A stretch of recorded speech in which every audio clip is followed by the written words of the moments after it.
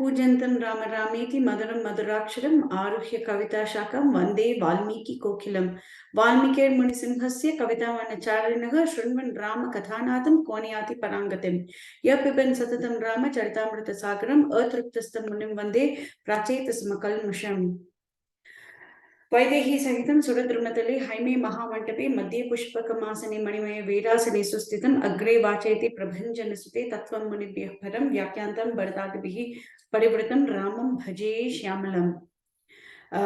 The mood of listening to Valmiki Ramayana should always be with gratitude that we have the opportunity to hear Valmiki Ramayana and we have the opportunity to recite Valmiki Ramayana.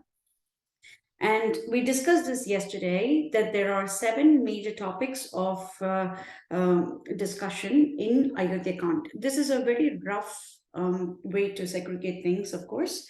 The first one is that Dasharatha desires to crown Lord Rama as the heir to the throne of Ayodhya. He had seen a couple of bad omens that indicated that he is going to die very soon. And because of that, he knew that it was a matter of huge urgency to ensure that Ayodhya is left in charge, is left to the person who can take care of it the best. And that is inevitably Lord Rama, because of his wonderful qualities and because of the love that everyone has for him. This is a reason why Lord Rama is the best choice. Bharata and Citrakuta, we have already seen, were in the kingdom of Kaikeya, Kaikeyi's father's land. So they were completely oblivious to what is happening over here. Then we started the second topic, wherein Kaikeyi demands the boons. We saw Dasharatha's beautiful reaction, his immense grief, the intense grief, and the willingness to do everything it takes to make sure that Rama is safe, that Rama is comfortable, that nothing untoward happens to him, that he doesn't get to go to the forest, and he is not punished because Rama has not made any mistakes at all. So we have seen the level of bhakti that King Dasharatha shows in the 12th and the 13th chapters of Ayodhya Kanda. We've also seen how he was in complete turmoil as to the various dharmas that he has to go through. Should he follow the dharma of a father and protect his son? Or should we follow the dharma of a king and adhere to his promise? But if he adheres to his promise, he had already sworn on the life of Rama that he is going to fulfill the boons of Kaikeyi. So what is going to happen? And the Lord is so sweet, and he's so pleasant, and he's so wonderful, and he takes care of the dharma of his devotees. So when Dasharatha was overwhelmed with conflicting dharmas, Lord Rama extricates him from this mesh and says that he promises to go to the forest, and therefore he absolves Dasharatha of any responsibility for his departure. He completely extricates him from it. And we have also seen Rama dvirna abhibhashate. Rama doesn't speak twice. So he has already given the promise once that he is going to, he will fulfill Kaikeyi's boons, and he doesn't speak twice. We've also seen that he's very happy to go, and there is no sign of grief on his charming little face. And Lakshmana, on the other hand, is spitting like a snake. He's hissing like a snake. So now we have also seen that there is a difference in the Vatsalya Bhava of Dasharatha and Kausalya. There is a difference. Dasharatha,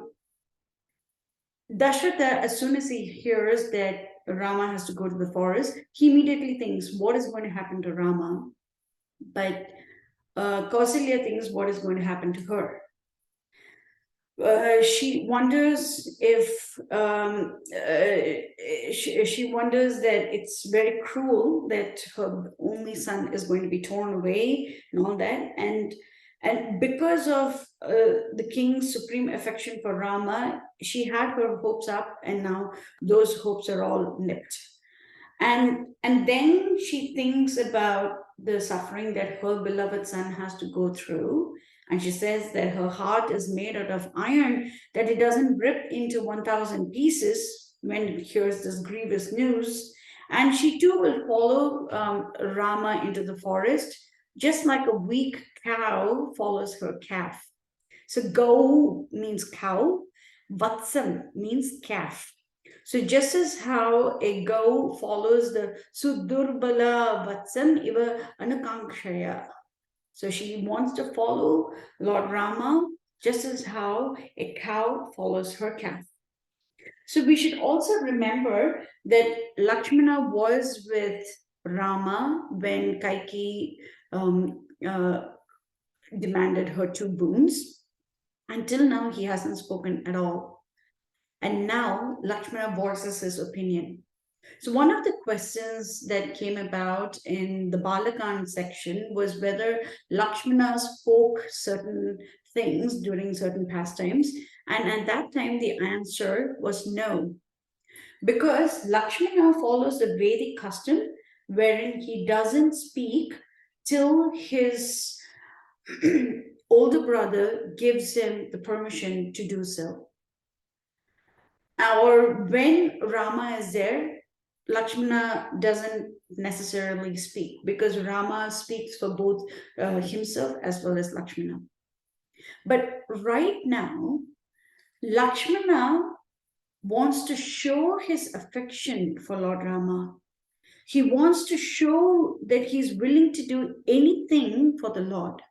So the Lord gives him that avenue to express his emotions, to express his opinion. This is also very essential for us to remember that right now we will see how much Lakshmana protests the exile of Lord Rama. Whereas in Uttarakhand, when Lord Rama asks Lakshmana to drop off SitaMa to Valmiki's ashram, at that time, even he does not protest at all. He doesn't. Because he knows that if Rama is doing something, he has a particular reason. He doesn't do anything frivolously. He doesn't do anything whimsically. Everything has a rhyme. Everything has a purpose. Every action can solve multiple objectives. Everything is carefully thought of, planned, and it's all very beautifully orchestrated. So Lakshmana understands this, and that's why during the Uttarakhanda pastime of Lord Rama asking Lakshmana to drop off SitaMa in Valmiki Muni's ashram, Lakshmana doesn't utter a single word in protest. But over here, we can see how much he protests.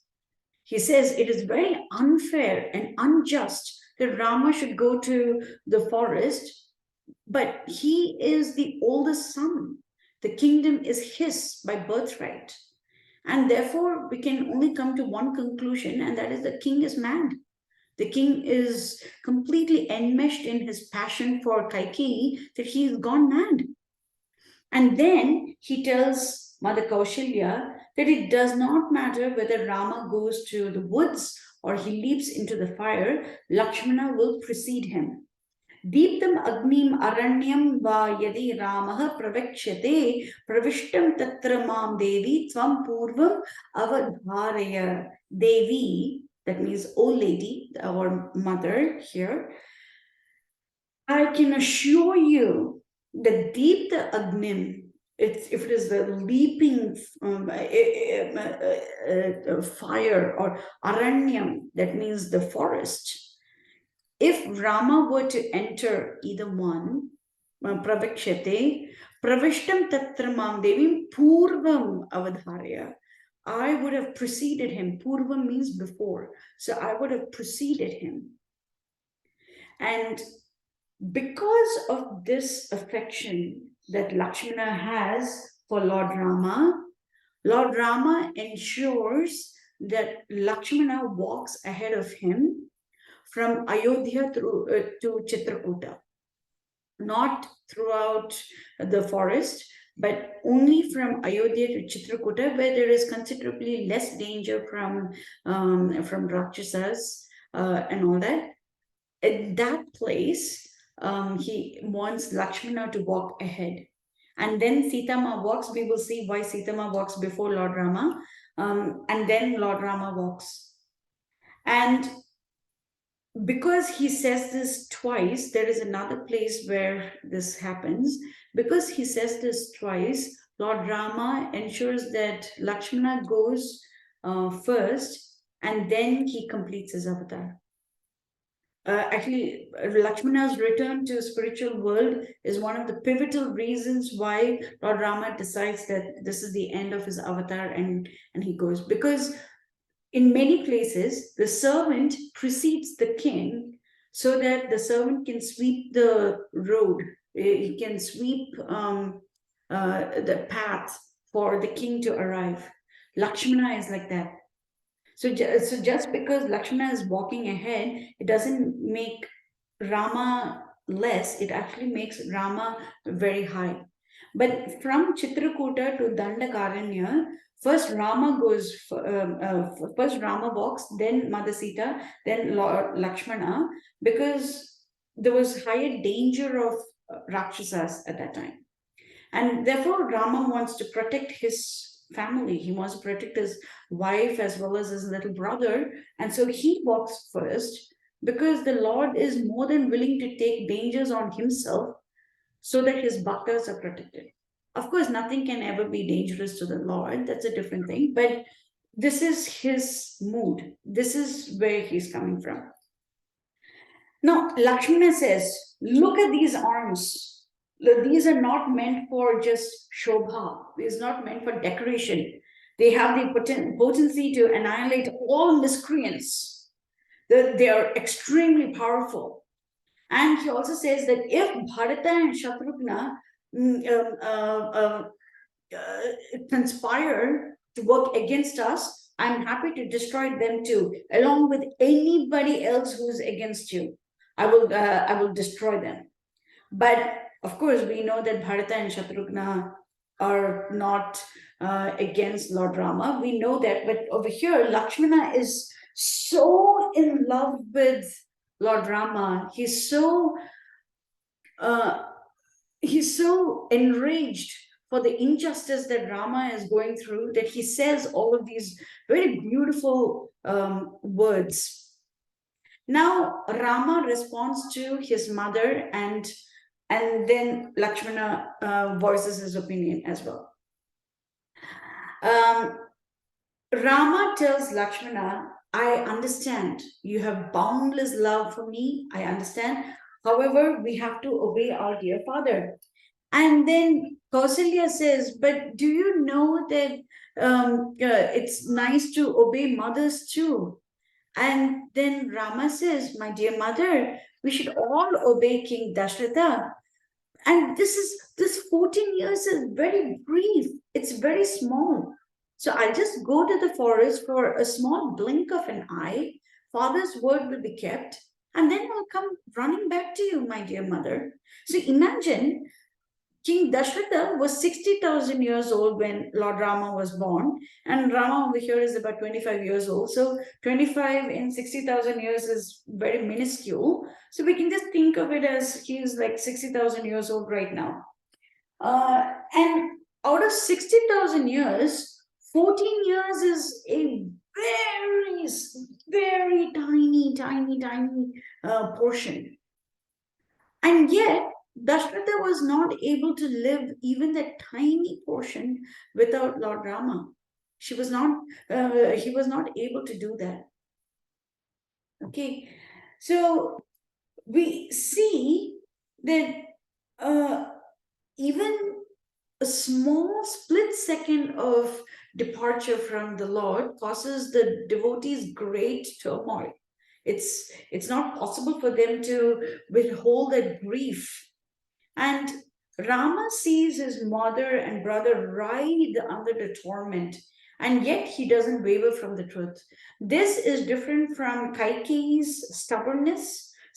Kaikeyi also saw her husband writhe under torment, and yet she did not waver at all because greed had covered her heart so completely that there was no soft emotions coming from her at all. But Rama is not like that. He is nothing but the incarnation of sweetness. He is nothing but compassionate.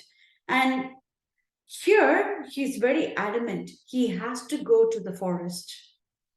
Okay, so he tells his brother, aham hi te Lakshmana nityameva janami bhaktim cha parakramam cha.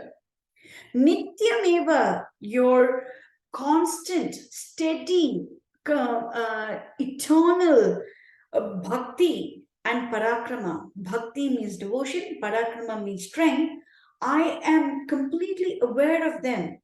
But mama tvabipraya asannirikshya matra sahabhyadarsi na ma sudukam. But you are not understanding mama tvabipraya. What is my intention? You're not understanding my motives. So the first layer of motive, or the first level of understanding is that Rama wants to go to the forest because he already promised Mother Kaikeyi that he is going to fulfill her boons. So therefore, he has to fulfill his own word. So he has to go to the forest. He wants to go to the forest because he made the promise. Second, he wants to do that because he wants to ensure that no one accuses King Dashratha of being false to his word. No one should do that. And third, and this is the most important thing, he has a lot of bhaktas waiting for him in the forest. We don't believe that we can expect to see Shabari walk into the palace. She is a tribal woman. She lives in the forest. We cannot believe that Jatayu will come flying into the palace and be over there. No, Jatayu is a creature of the forest. Guha is the king of Nishadas. They live in the forest. So it's not as if he is going to come in the palace and just reside in there. The sages of Dandakaranya, they live in Dandakaranya, they live in the forest. It's not as if they will continuously reside in the palace. Of course, many of the sages later on, they do come and visit Rama, but it's not as if they can live with him in the palace. So, and what about the Vanaras? All the devatas we have seen have incarnated as Vanaras and they're waiting to serve the Lord in the final battle between the Lord and the king of demons. So, what about the Vanaras? Shouldn't he provide them an opportunity to serve him? So, he has multiple reasons as to why he wants to go to the forest. And of course, it is always for his bhaktas. It is everything that the Lord does is always to make sure that the bhaktas get an opportunity to serve him. So over here he says Mama Tvabipraya, and this is very crucial. As I mentioned yesterday, there is no place in Valmiki Ramayana where Dashratha says, Rama, you go to the forest. Dashratha never says that. We have seen that Rama extricates the Dashratha from this mesh because he loves his devotees so much and he protects the dharma of his devotees. In Citrakuta pastime, we will see that there is a particular thing that Dashratha himself had forgotten at this stage. Dashratha himself had forgotten one particular promise that he had made to someone, but Rama knows that promise. He was not born at that time. He had not taken the incarnation at that time. But Rama knows it. Why? Because he's a supreme Lord. And he will reveal this reason to Bharata in Citrakuta. So let's just wait. So Rama will take care of his bhaktas even when the bhaktas forget to take care of themselves. This is what he will do, because this is the level of affection that he has for his devotees. Then, by now, Mother Kaushalya is quite certain that Rama is going to go to the forest. Now, she also thinks very similarly to King Dashratha. What did Dashratha say? What is Rama going to eat in the forest? What is he going to? What is he going to wear? Where is he going to sleep? How is he going to walk? He has been listening to beautiful music till now. He has to listen to the dangerous roars from the wild animals. This is Dashratha's mindset. So now Kaushalya is coming into Dashratha's mindset. It took her some time, but she got there in the end. And she says the entire world derives its sustenance from Rama, and now that Rama has to go off to the forest. And she says once again, can you please allow me to come with you to the forest? Denuhu. Denuhu is another term for cow, and Vatsam is the term for calf.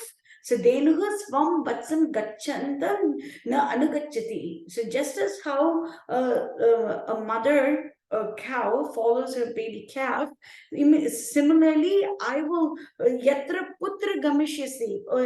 So similar to that, O Putra, oh my dear son, I am happy to follow you. Please allow me to come with you. Now, there are many places in Valmiki Ramayana where we get Stri Dharma. There are many places. This is one of those places. So Rama instructs his own mother. So in Srimad Bhagavatam, we have seen Lord Kapila Muni, who is also an incarnation of the Lord, instruct his dear mother, Devahuti. And of course, those instructions were slightly different because that was what was necessary according to the time, place, and circumstances. Over here, the time, place, and circumstances call for an instruction on Stri Dharma. The instruction on Stri Dharma says that the wife should not abandon the side of her husband. He says that even to think about abandoning is cruel. You shouldn't do that. And you should not even think about it. You are the model of womanly virtue, so please don't even think about it. And he repeats, 14 years will pass off in a blink of an eye, and I am definitely going to return to you. Then she sips, this is a big chapter, by the way. She sips water and she invokes the protection of the Devatas. She says that, may the winds always be amenable to you. May the Surya always be amenable to you. May no creature harm you. May you not be tormented by snakes and monkeys and scorpions and gnats. May they not trouble you. And may your weapons always be there to serve you. And then there is this very beautiful herb called Vishalyakarani. And by the way, this is one of the herbs that Hanuman brings from the Himalayas. So there are 4 herbs: Vishalyakarani, Swarnakarani, Sandhani, and Mrit Sanjeevani. Somehow the other, Mrit Sanjeevani is most famous at the moment, but Valmiki very clearly says that Hanuman brought 4 herbs from the Himalayas, and all 4 were necessary to revive Rama and Lakshmana, and then just Lakshmana. So one of those herbs is Vishalyakarani, and so she ties a little strand of Vishalyakarani on the hand of Lord Rama. She invokes blessings as well, because it in Aushadhi, in the categories of Aushadhi, you have Rakshasa Aushadhi, you have Manusha Aushadhi, and you have Deva Aushadhi. These are the 3 major categories of Aushadhis. Rakshasa Aushadhis is where there is cure with poison, cure with blood, things like that. Those are all Rakshasa Aushadhis. Manusya Aushadhi is with herbs and stuff like that. And then Deva Aushadhi is where you cure with mantras. But nothing will work if there is no mantra there to invoke the proper blessings. So it's not, other stuff will not work. So Mother Kaushalya knows this. It's very clear that she knows this. So she ties a Vishalyakarani and then she invokes mantras so that they actually are beneficial for her son. Obviously, Rama does not get sick. Rama does not feel fatigue. He's a supreme lord. He doesn't feel any of those things. He is completely transcendental. His body is completely transcendental. However, he allows these because of the level of affection that his bhaktas have for him. Then he reveres his mother, punaha punaha, again and again, he reveres it and slowly walks towards SitaMa's palace. Okay, so now we have seen how Dashrata behaves, we have seen how Kausalya behaves, and we have seen how Lakshmana behaves. But Mother Sita's behavior is going to be one of the most surprising ones of all. SitaMa is informed. So what was she doing? So we saw previously that Sumantra came to Lord Rama's palace, and at that time SitaMa was fanning Lord Rama with a white chamara, with a white yak tail whisk, we can call it. And she was fanning him with the chamara, and the Lord Rama left to meet his father in his palace. And then he went to see his mother in her palace. And now SitaMa is just continuing her fast and prayers. Okay, Rama is going to be coronated. Let me continue my fast and prayers and so on and so forth. And she is waiting for her husband's arrival. We saw that as soon as Rama left Dashrata's palace, nobody could see any change on Rama's face, because Rama was constantly happy. He was, for him, whether he lives in the palace or whether he's living in the forest makes no difference to him, because he's completely, he has total equanimity. So it doesn't matter whether he's in the palace or in the forest. He's absolutely fine. Haribol Mataji? Yes, Mataji, in 40 minutes, your Zoom ID will expire. So should I re-log in after that? No, Mataji, I've already paid for this Zoom ID. Okay, so it's good. not going to expire. Yesterday it was different. Okay, thank you. Please continue. Sorry. And so now we've seen that Lord Rama was completely, he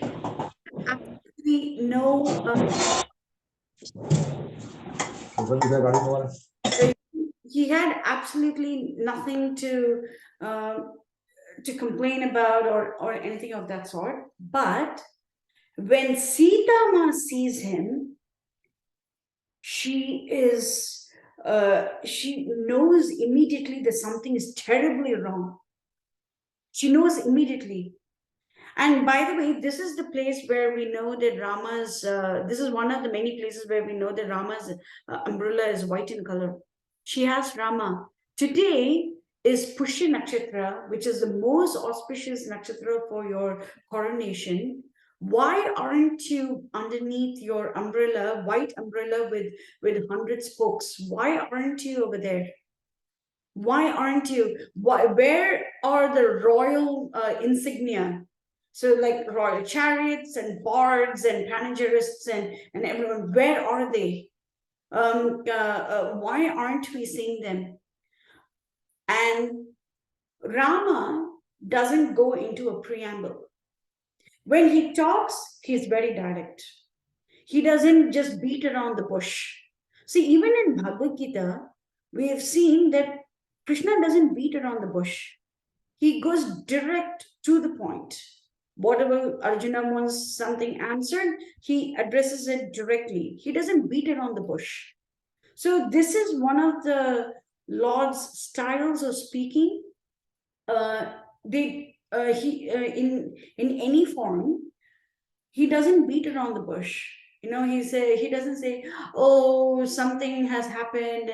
No, he just says, without any preamble, he says that King Dashrata had given Mother Kaikeyi 2 boons, and now those 2 boons are that he has to go to the forest and Bharata is going to be crowned the king. And then he says, Sita, this is how I want you to behave in my absence in Ayodhya. Do not praise me in front of Bharata. Always be very nice to Bharata. Treat Bharata and Shatrughna as if they are your sons or your brothers. You should be very sweet to all of my mothers. So he gives all of these beautiful instructions, and out of that, out of her boundless love for Lord Rama, boundless love, she is very angry with the Lord. She's angry with the Lord. Is it possible for any ordinary person to get angry with the Lord and still stay and still be alive? Is it possible? But SitaMa's anger is completely different. This is why Valmiki has mentioned that SitaMa's anger is born out of love, her supreme love for the Lord. So we have seen, of course, there are multiple different ways in which devotees can love the Lord. And we've seen, Mother Yashoda running behind Lord Krishna with a stick, and Krishna actually being quite afraid of his mother and that stick as well. So we can see that the Lord understands the mood of his devotees. And over here, it reminds me of the first set of 16 questions that Valmiki asked Narada Muni in Sankshepa Ramayana. Kasya Bibbati Devascha Jata Roshasya Samyuge. So when roused to anger, when Rama is roused to anger, Kashyap Bibbiti Devascha, even the Devas begin to tremble when Rama is roused to anger. And over here, SitaMa is angry with the Lord. So imagine, SitaMa says, this is quite hilarious. Rama, what sort of dharma are you asking me to follow? Because to a woman, a father, son, even own self, mother, or female servants, female friends are not the recourse. It is the husband. Na pita, na atmaja. Atmaja means Atmaja means the son born from oneself. That means own son. Na atma, nor myself. Na matha or mother. Na sakhi jana. That means the group of female friends. Iga pretya cha narinam for the nari, that means wife. Patir eko gatihi sada. Patir eko gatihi. That means pati is the only recourse. So we saw a couple of slides ago that Rama gives this instruction to Mother Kaushalya and wants her to sit in Ayodhya, palace of Ayodhya, and serve his father and not follow him. And over here, right now, he's asking SitaMa to stay in the palace too. So it tells us one thing, that is that Rama never really forced SitaMa to come with him to the forest. He didn't force her. It was SitaMa's choice to come with Lord Rama. It's not as if SitaMa wanted to stay in the palace and Rama forced her to come with him. That is absolutely wrong.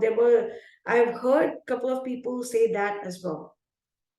And I have to tell you that in Valmiki Ramayana, it is very clearly mentioned that SitaMa wanted to go with Lord Rama to the forest. And then she says, यदि त्वं प्रतिष्ठः दुर्गम वनम अद्य एव राघव अग्रतः च गमिष्यामि मृद्नन्ति कुशकण्टकम्. यदि त्वं प्रतिष्ठः दुर्गम वनम, O Raghava, O Rama, if you are going in the Durgam Vanam, in the impassable forest, Agrataha te gamishyami. I will go in front. Mridnati kushakantakam. Mridnati means I'm going to trample, I'm going to squish. Kusha means it's a blade of grass. Kantakam means it's very sharp. So SitaMa says, I am going to trample the thorns and the sharp blades of grass on your path so that those thorns and grass do not hurt your tender feet. Ayo, Sitama's feet are so tender, so beautiful. They are like blooming red lotuses. You know, it's purity, it's so beautiful.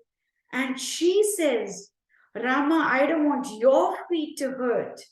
So I am going to walk in front of you and I am going to trample all the kushakantakam, mridnanti kushakantakam. And she says, agratahate gamishyami mridnanti kushakantakam. So we already saw that Lakshmana tells Mother Kaushalya that I'm going to go Deeptagnim Aranyam, I'm going to go before Purvam Te Gamishyami, I'm going to go ahead of Lord Rama. And over here, SitaMa says, Agrataha, Purvam, all of them are similes, you know, they're all synonyms. So I'm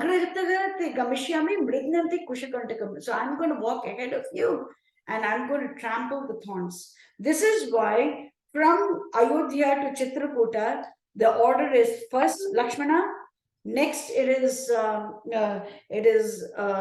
SitaMa, and the third is Lord Rama. It is not the other way around. And then from Citrakuta to Dandakaranya, it's Lord Rama, SitaMa, and Lakshmana. This is a very important difference because Lord Rama will make sure that his devotees' desire to serve him is fulfilled. See, it's not just that, oh, he's the Lord, so I need to just follow him and that's it. What was their intention? Their intention was so pure. The motives were so honest that it's so obvious to everyone how much they love Lord Rama and they want to serve him. So the Lord allows this to take place. And she says, 100,000 years in your company is preferable to even heaven without him. Evam Varsha Sahasranam Shatam. Shatam means 100, Sahasranam means 1,000. Varsha means years. Evam Varsha Sahasranam Shatam Aham Tvaya Saha. Tvaya Saha means with you. Pratikramam me vatsyami svargo apihi me mataha. It doesn't feel nice to me to be in Svarga without you. But 100,000 years in the forest with Rama is preferable to a moment in heaven without him. You know, and heaven is supposed to be very pleasurable and all that. So she doesn't want that. She wants to make sure that she is with Lord Rama. So where is 100,000 years and where is 14 years? So she says that she is willing to spend 100,000 years in the forest also with Rama. So what's the matter with just 14 years? But Rama doesn't want to take SitaMa to the forest. And he says, you know, in the forest, it's very difficult. There are so many elephants and tigers and lions and snakes and scorpions, flies, so many things are there. It's the path is not at all smooth. It's full of thorns and everything, and it's full of ferocious beasts. Their stones are very sharp. There is danger on every side, and even the slightest of comfort or leisure that you might think is not there at all. And then SitaMa says that when she is with Rama, every danger is actually going to be pleasure and joy. So she very clearly teaches us, SitaMa teaches us through her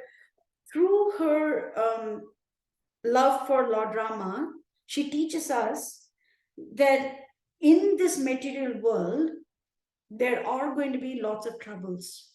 We will all go through, many arduous journeys. But if we go through them without having faith in Lord Rama, they are indeed very dangerous. But if we have faith in Lord Rama, we chant his holy name, we have Rama as a central focus of our life. Sita and Rama together, we should always worship Sita and Rama together. So if we have Sita and Rama as a central focus of our lives, then even the dangerous situations that we are in will become okay. They will be solved. They're all going to be taken care of. And um, uh, it's all meant for the pleasure of the Lord. There is a uh, there is a very beautiful Sri Vaishnava scripture called Ashtashloki. It was composed by Parashara Bhattar, and he has very clearly said that I am the servant of only Perumal. So Perumal, or Lord Vishnu, or Lord Narayana, can do whatever he wants with me. It is not my pleasure that is most important. It is what he wants, because I'm just a puppet in his hands. So he can play however he wants with me, and I'm fine with it. So it takes a very high level of bhakti to understand this and not think about how unfair life is to us at times. But this is where acharyas and shastras and sadhus, all of them want us to be in. This is the level that we should be in. So every single danger is transformed into unbounded pleasure and joy. And SitaMa says, when I'm walking with you, Rama, I will not be fatigued at all. You do not have to worry about taking care of me.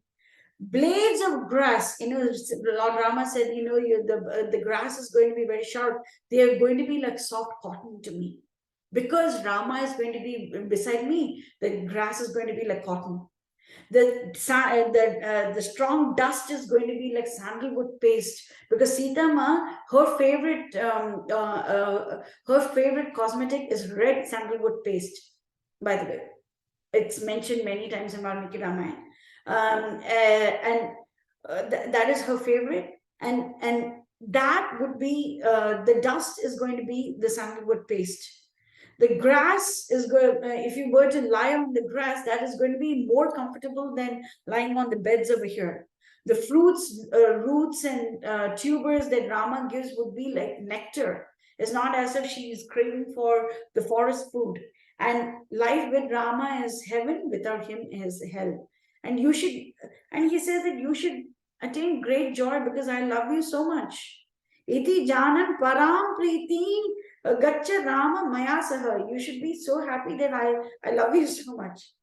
But now Rama says that, okay, you are created just to dwell in the forest with me, and I am not going to leave you, just as how honor does not leave a self-respecting man.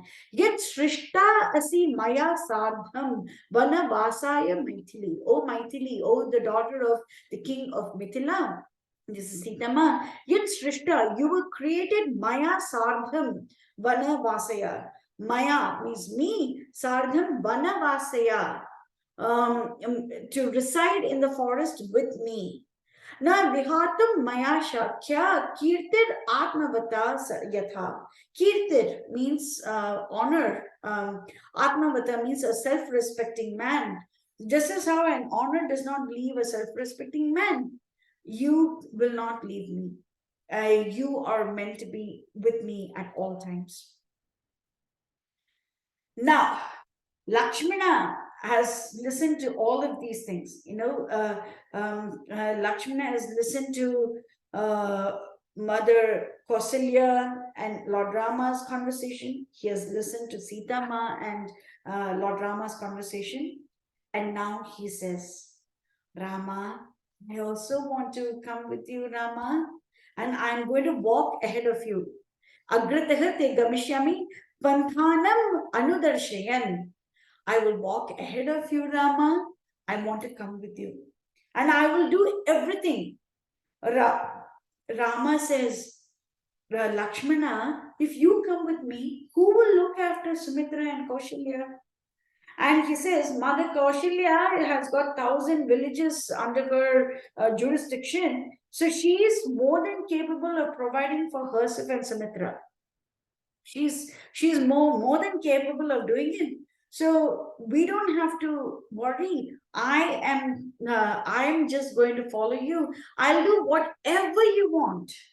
I'll collect the food for you. I will render every service. And then Rama says, okay, go ahead and say goodbye to your friends and then collect the weapons. Their weapons were with Vasishtha Muni's ashram, the quiver, their swords, and the bow and the bows. So, as I mentioned in the lesson, Rama is not just known for wielding bows and arrows. He is also known for having a sword. Okay, his khadgam. And we know that Lord Narayana's khadga, his name is Nandaka, so we know that. But Lord Rama always goes about with khadgam, tunir, and dhanuhu. So all three of them. So so he goes about and he brings everything, and SitaMa is the one who does the prayers. So usually the Kshatriya wives do the prayers for the weapons, because literally their husbands' lives are dependent on the weapons. The weapons have to protect the husband's life, and so the Kshatriya women are the ones who decorate the weapons and all that. Okay, so one question that arises over here is, did Urmila make a pact with Nidra Devi that she is going to sleep for 14 years and Lakshmana should not sleep at all? This is one story. Another one is, did Lakshmana ask Urmila never to shed a tear for 14 years? They may be true, but nothing like this is mentioned in Valmiki Ramayana. The only time Urmila is mentioned is during the Kalyanam time. After that, after Balakanda, Mandavi, Urmila, and Shrutakirti are never mentioned again. They are never mentioned. We know that they have 2 children each. Later on in Uttarakhand, we know that, but they are never mentioned again. And also the fact that Lakshmana doesn't sleep for 14 years, that is also not true. In the 56th chapter of Ayodhya Kanda, it is very clearly mentioned that Rama woke up Lakshmana. Lakshmana does multiple beautiful services, so let's not try to concoct something for him. So anyway, it's just that he says goodbye to his kith and kin. So it's quite likely that he said goodbye to Urmila at this time, not just his friends, but also Urmila, and this is it. So one of the other questions that arises is, Rama went to the forest with SitaMa. Obviously, Urmila also has the same level of Stri Dharma duties and everything that SitaMa's parents taught her. Urmila would have also learned the same thing. Why didn't Urmila follow Lakshmana? Why didn't he do that? So, by staying in the palace, Urmila made sure that Lakshmana's concentration in his service to Lord Rama and SitaMa remains unbroken.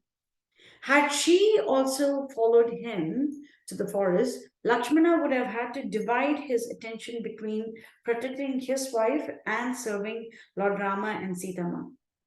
So just because Urmila did not follow Lakshmana, it doesn't mean that she did not fulfill her duty towards her husband.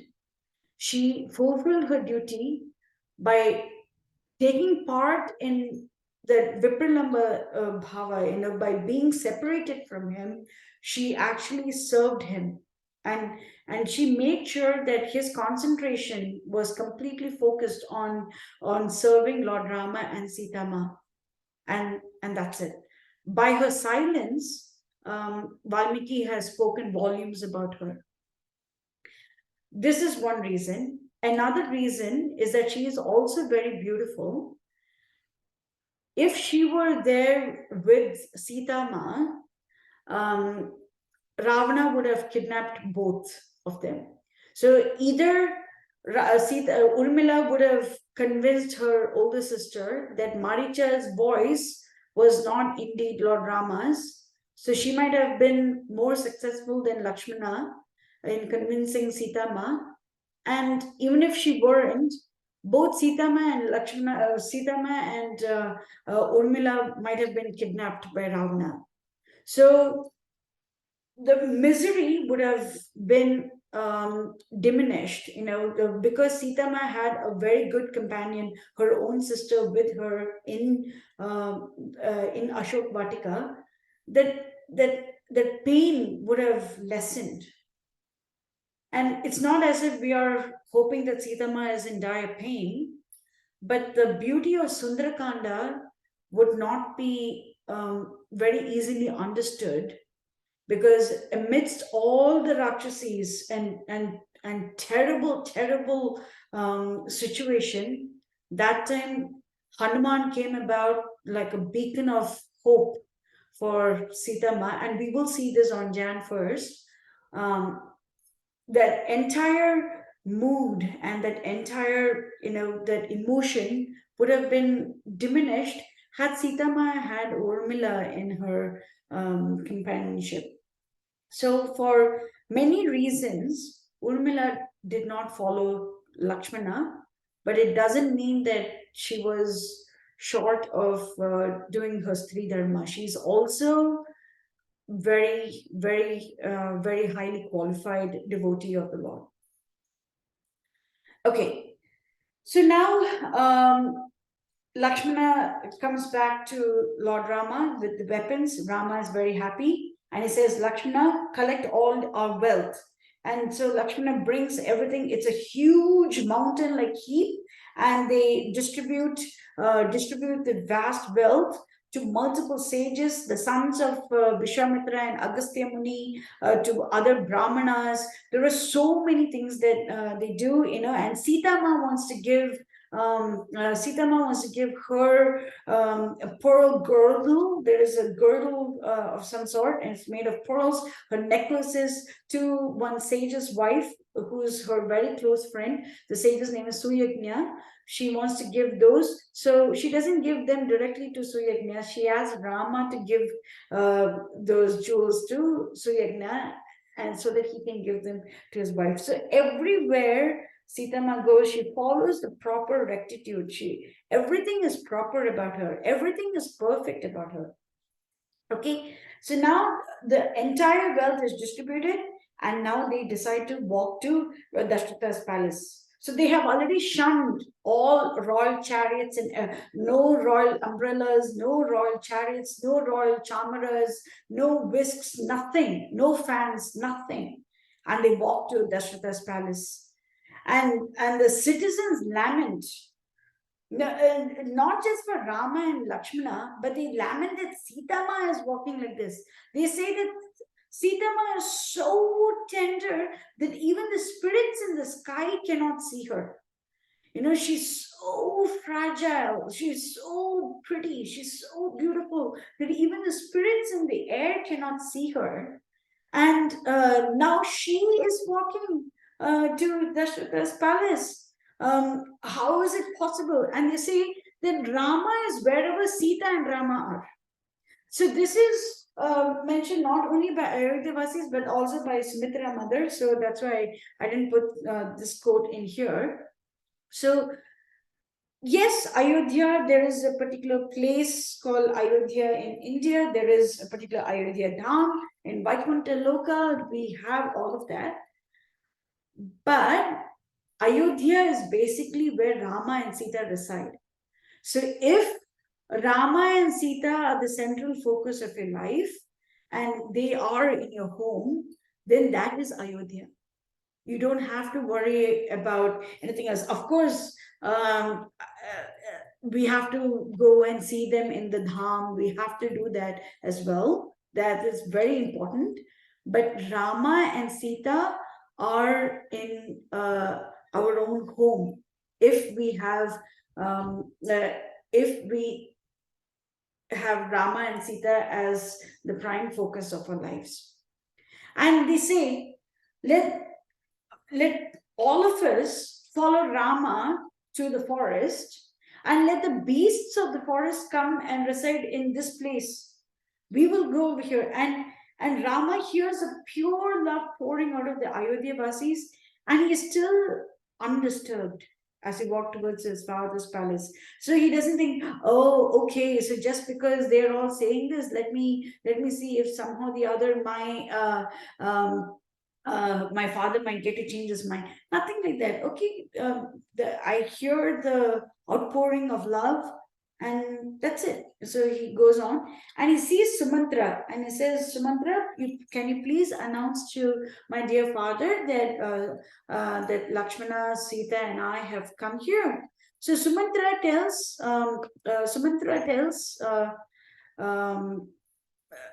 King Dashratha, and now we are going to come to the departure to the forest. This is the next topic.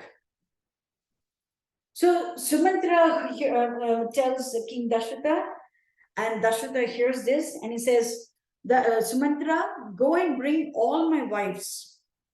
So how many wives does King Dashratha have? It is not 3. It is 352. What happens is, so Dashratha was with Kaikeyi in his palace, and and Valmiki says that Ardha Saptashata, so half of 700, that means 350.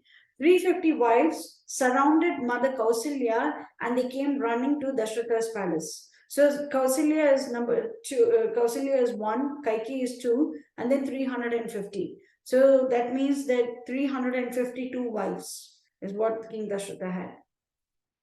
And if we remember Balakanda lesson, the Vishnu Duta gave the payasam to King Dashratha, and he said, distribute it amongst your eligible wives, amongst your main wives, your eligible wives.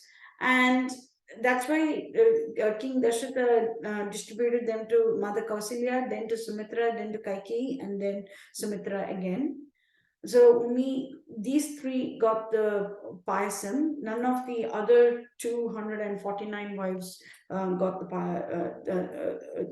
payasam. 349, sorry, got the payasam. And people have asked, did they have children? No, they didn't, because Dashrata already got Rama, so that was it. So there is no mention of any other brothers or sisters for Lord Rama. There is no mention of that at all. And what is the danger of omitting these 350 wives? Because these 350 wives also had a very beautiful bond with Lord Rama. They loved him more than they loved their own selves. So if we neglect to mention them, we are not making sure that the Lord's devotees are given sufficient importance. And we may inadvertently commit Vaishnava Aparadh by this. So this is why we have to know that Dasharatha had 352 wives, and all of them were very important to Lord Rama. All of them were important. So he says goodbye to his mother, Kausalya, and he says goodbye to those 349 stepmothers as well. He says goodbye to them, and therefore they had that bond. They lamented the departure of Lord Rama to the forest. They lamented as well. And so they have that bond. So even if we don't know their names and we don't know anything else about them, the one thing that we do know is that Rama respected them, Rama loved them, and therefore they have to mean a lot to us because they were important to the Lord. So now onwards, if someone asks how many wives Dasharatha has, please don't say 3. You have to say 352. So now Rama tells his, and of course, all of them are lamenting. And now we have to see this. The king is slouched on the couch. He's pale, he's emaciated, he's very tired. He hasn't slept the entire night. He has been going in and out of consciousness. He is extremely sad, and tears are just pouring out of his eyes. He's like that. His other wives are all like that. The ministers, every single person in the palace is lamenting and crying. There was only one person who was smiling, and that was Kaikeyi. Only one person was smiling. So when every single person was lamenting the departure of Lord Rama, she was the only person who was like very happy about it. And we will see that so many people tried to advise her, but nothing changed her mind. We will see that. So Rama over here tells Dasharatha that he's about to embark on his journey to Dandakaranya. And he also tried to persuade Lakshmana and SitaMa to remain, but they were very adamant to follow him. So you please give them also permission to go with him to the forest. Dasharatha pleads and begs Rama not to go. He said, I was duped. I was duped by this woman, by this Nrishamse, by this Kulanashini. But I was duped by her. Yeah, so why all of my actions are unjust? All of my activities are unfair. Rama, you are Dharmatma, right? Why don't you just throw me aside? You cast me aside, and why don't you rule Ayodhya? Aham Kaikeyi Varadanena Mohitaha. Varadanena Mohitaha. I was Mohita, I was duped. Ayodhyaha Tvam Eva Adya Bhava Raja Nigrihya Ma. You shove me aside, throw me in prison or whatever you want to do. Just shove me aside, revolt, rebel against me, and take over the kingdom. Take over the kingdom. What? So you see, Dasharatha is in that place where he doesn't care about what happens to him. He's a Kshatriya pride. They don't like to be defeated in war. Nothing. They don't like it. And over here, Dasharatha is begging Rama, I'm not going to be defeated.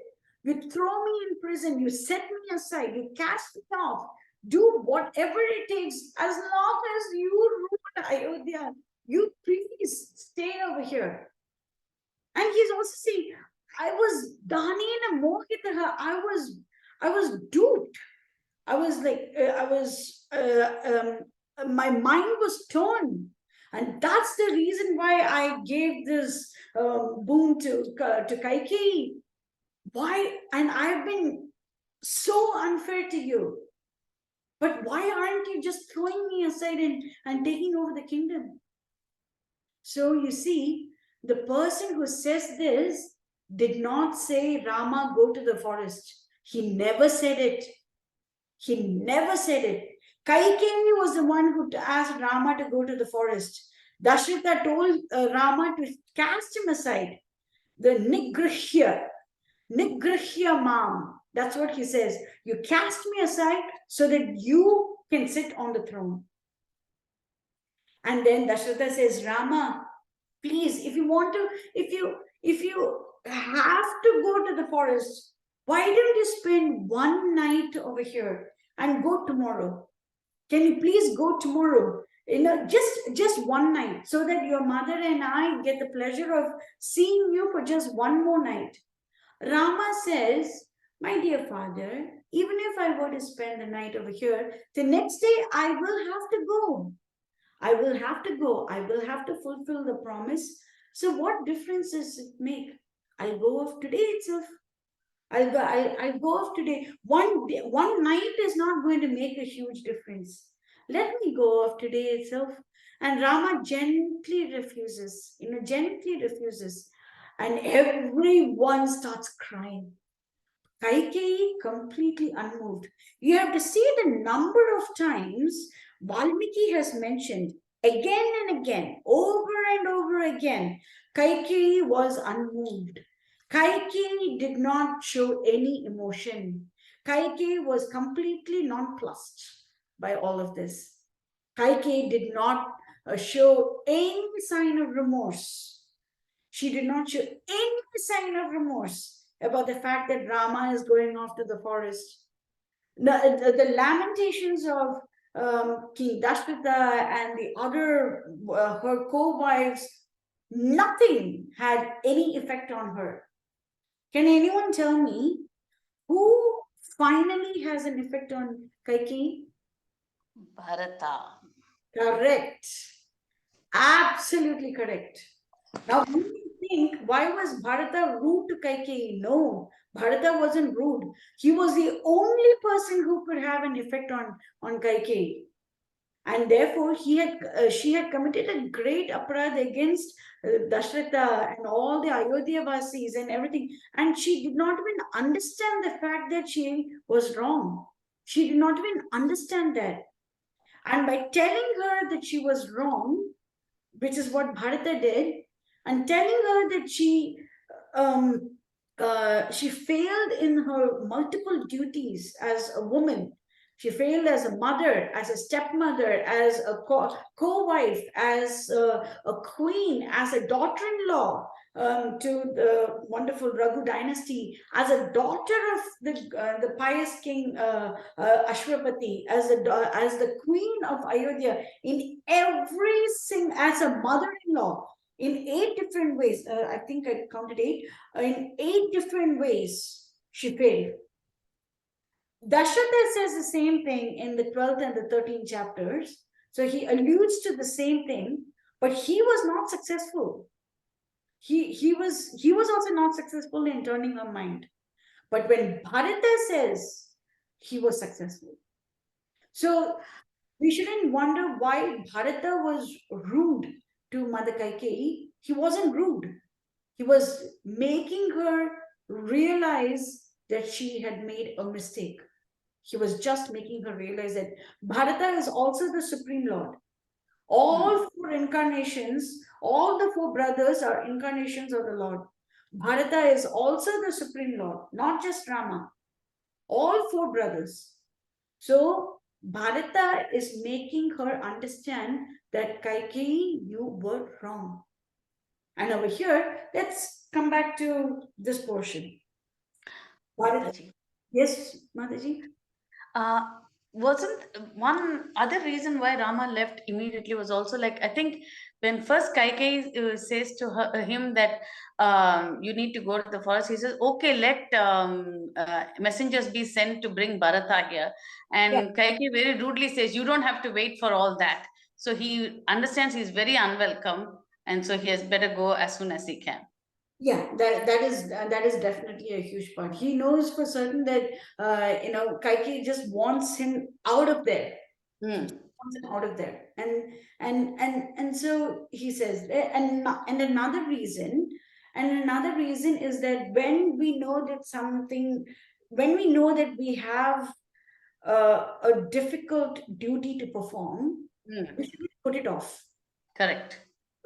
we shouldn't put it off. So it doesn't matter whether whether he goes today or tomorrow. He has to go to the forest for 4 years. And if Rama had just relaxed, then he's sending the wrong message to us that it's okay to procrastinate, and that is never the right mood. So you want something difficult done, do it right now. Get it done now. Don't leave it for later. Don't procrastinate. Then Sumantra, who is one of the confidants, and he's a very confidential aide. He loves the royal family. He is very loyal to Dashratha, and he's a great bhakta as well, wonderful bhakta as well. He says that, Kaikeyi, you have murdered your husband with your cruel act. The tradition of the Ikshvaku dynasty is that the oldest son always gets the throne. This is the tradition.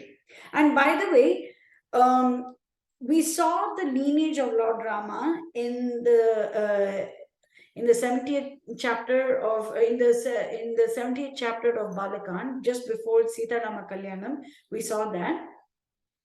Vasishtha Muni recited the lineage of Lord Rama. In the 110th chapter of Ayodhya Kanda, Vasishtha Muni recites the lineage of Lord Rama in Citrakuta to specify that the oldest son and his descendants are the ones who get the throne. So there are multiple kings who had multiple sons. Ikshvaku had 100 sons, and the oldest son Kupshi is the one who gets the throne. We have another one, Dhruvasandhi and Prasenajit. Dhruvasandhi's son is Bharata, Asita, Sagra, blah blah blah. So you get that as well. And of course we had Sagara, who had Asamanjas and 60,000 sons.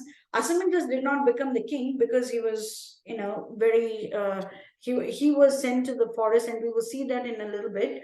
But Asamanjas' son, Amshuman, becomes the next heir to the throne. And therefore, that lineage was always followed. So it is the tradition of the Ikshvaku dynasty that the oldest son receives it.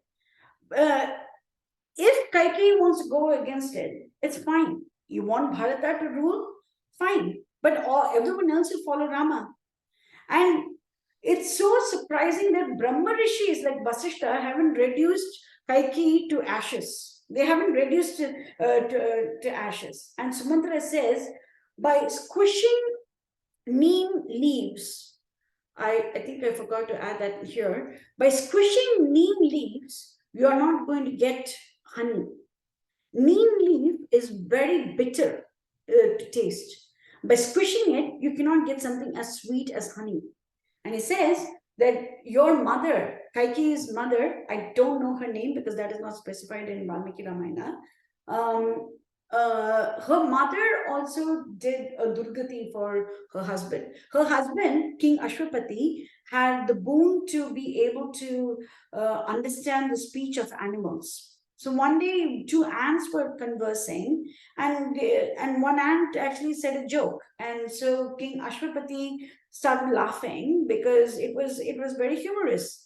And Kaikeyi's mother said, "What was it? Let me know, let me know, let me know, let me know." And one of the conditions of getting this ability was that he is not supposed to tell anyone that he has this ability. So he tells his wife that if he were to tell her, he would die. And she said, "I don't care. I want to know why you were laughing." Then he realized that his wife doesn't really care about him. For her, satisfying her curiosity was more important than her husband's life. So he just sends her away. He sends Kaikeyi's mother away. So this is one of the very few places in Shastric, the entire body of work, Shastric body of work, where it's okay for the husband to set his wife aside. Another place we will see is Dashrata and Kaikeyi. We'll see how Dashrata behaves with Kaikeyi as well. And Sumantra says that Kaikeyi, you allow Rama's coronation to go as planned. You are going to be lauded for it. You could have you could have sent him to the forest, and now you have changed your mind, and people will applaud you for it. But Sumantra's Sumantra's words have got no effect on Kaikeyi, zero effect. Then Dashrata says, Rama, I want you to be comfortable in the forest. So you go with vast wealth. They have a huge treasury. Let's go with armies and hunters and everyone. Bharata can rule the kingdom. There is enough wealth for both. Bharata can still rule Ayodhya, but with all of these comforts and everything, Rama, you stay in the forest. If it is necessary for you to go to the forest, stay in comfort. Give lots of grains and lots of gems and others as donations, and you live comfortably. And then, and so you can live in royal glory. And then Kaikeyi, she's immediately gasped. If everything goes up with Rama, then my son Bharata is not going to rule an empty, pauper-like kingdom. My son is not going to rule it. And then Kaikeyi says, Dashrata, one of your ancestors, King Sagara, sent his son Asamanjas to the forest. Why are you lamenting right now? You're also sending your son to the forest, and Asamanjas was also sent to the forest. Now, everyone knows the story of Asamanjas.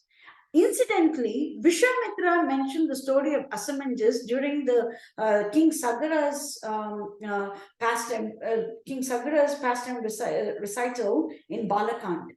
So at that time itself, we get to know, as readers, we get to know the story of King Asamanjas and King Sagara. We get to know why did Sagara send Asamanjas to the forest. We get to know that.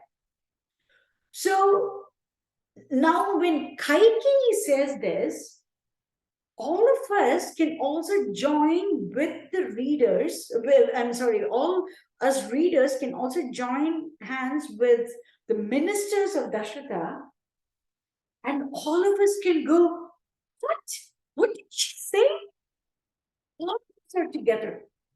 So this is what Valmiki does, he brings all of us together to make sure that all the reactions are cohesive. So if we did not know who Asamanjas was, then we wouldn't be, we wouldn't think much about what Kaikeyi is saying right now. But because we have that background from Balakand, we understand that what she's saying right now is quite terrible indeed. Then Siddhartha, who is kind of like the chief minister, he's very old and all that. He's kind of the chief minister. And he says that King Sagara's son Asamanjas used to love to listen to the voices of drowning children. So he would throw children in River Sarayu, and he would listen, and he would be so happy to hear their screams of agony and pain. And therefore, the citizens went to the king and they complained. And the king was very righteous. He understood that his son was a menace to the society. So irrespective of his own emotions towards his son, he knows that his son was not good for the society, not good for his subjects. And therefore, he sets his son away. And sends his son and his daughter-in-law to the forest with lots of food and everything, enough to last them a lifetime. He sends everything off so that they're just shunned away. And he is no longer a menace to the society. So this was Asamanjas' punishment. What crime has Rama ever committed? So has Rama made a mistake that we do not perceive? But if you believe that Rama has made a mistake, you let us know so that we can mete out the correct punishment.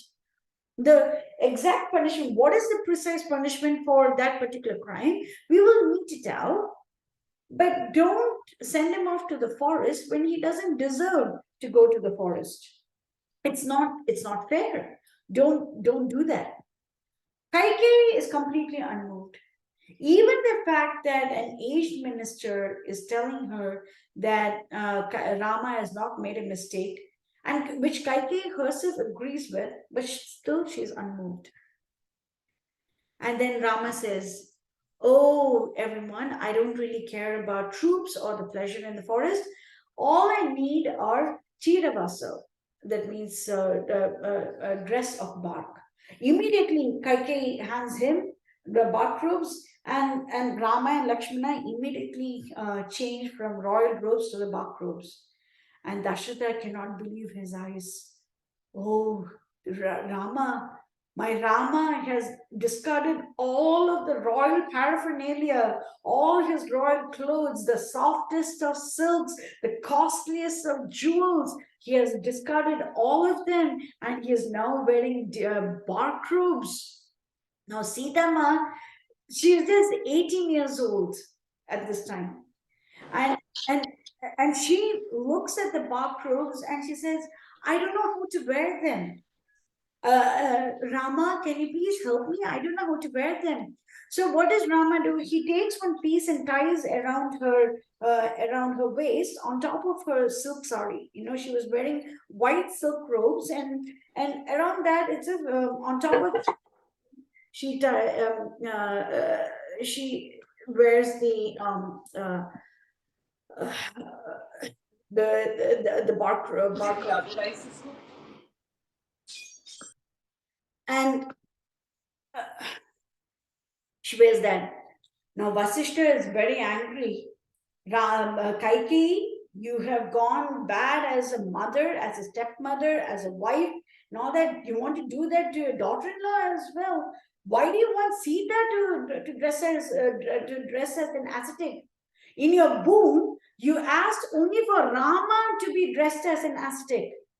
You asked only that. You did not specify that Sita had to also dress like this. Sita should not even go to the forest, but she should rule Ayodhya. And it says, because Rama and Sita are the same.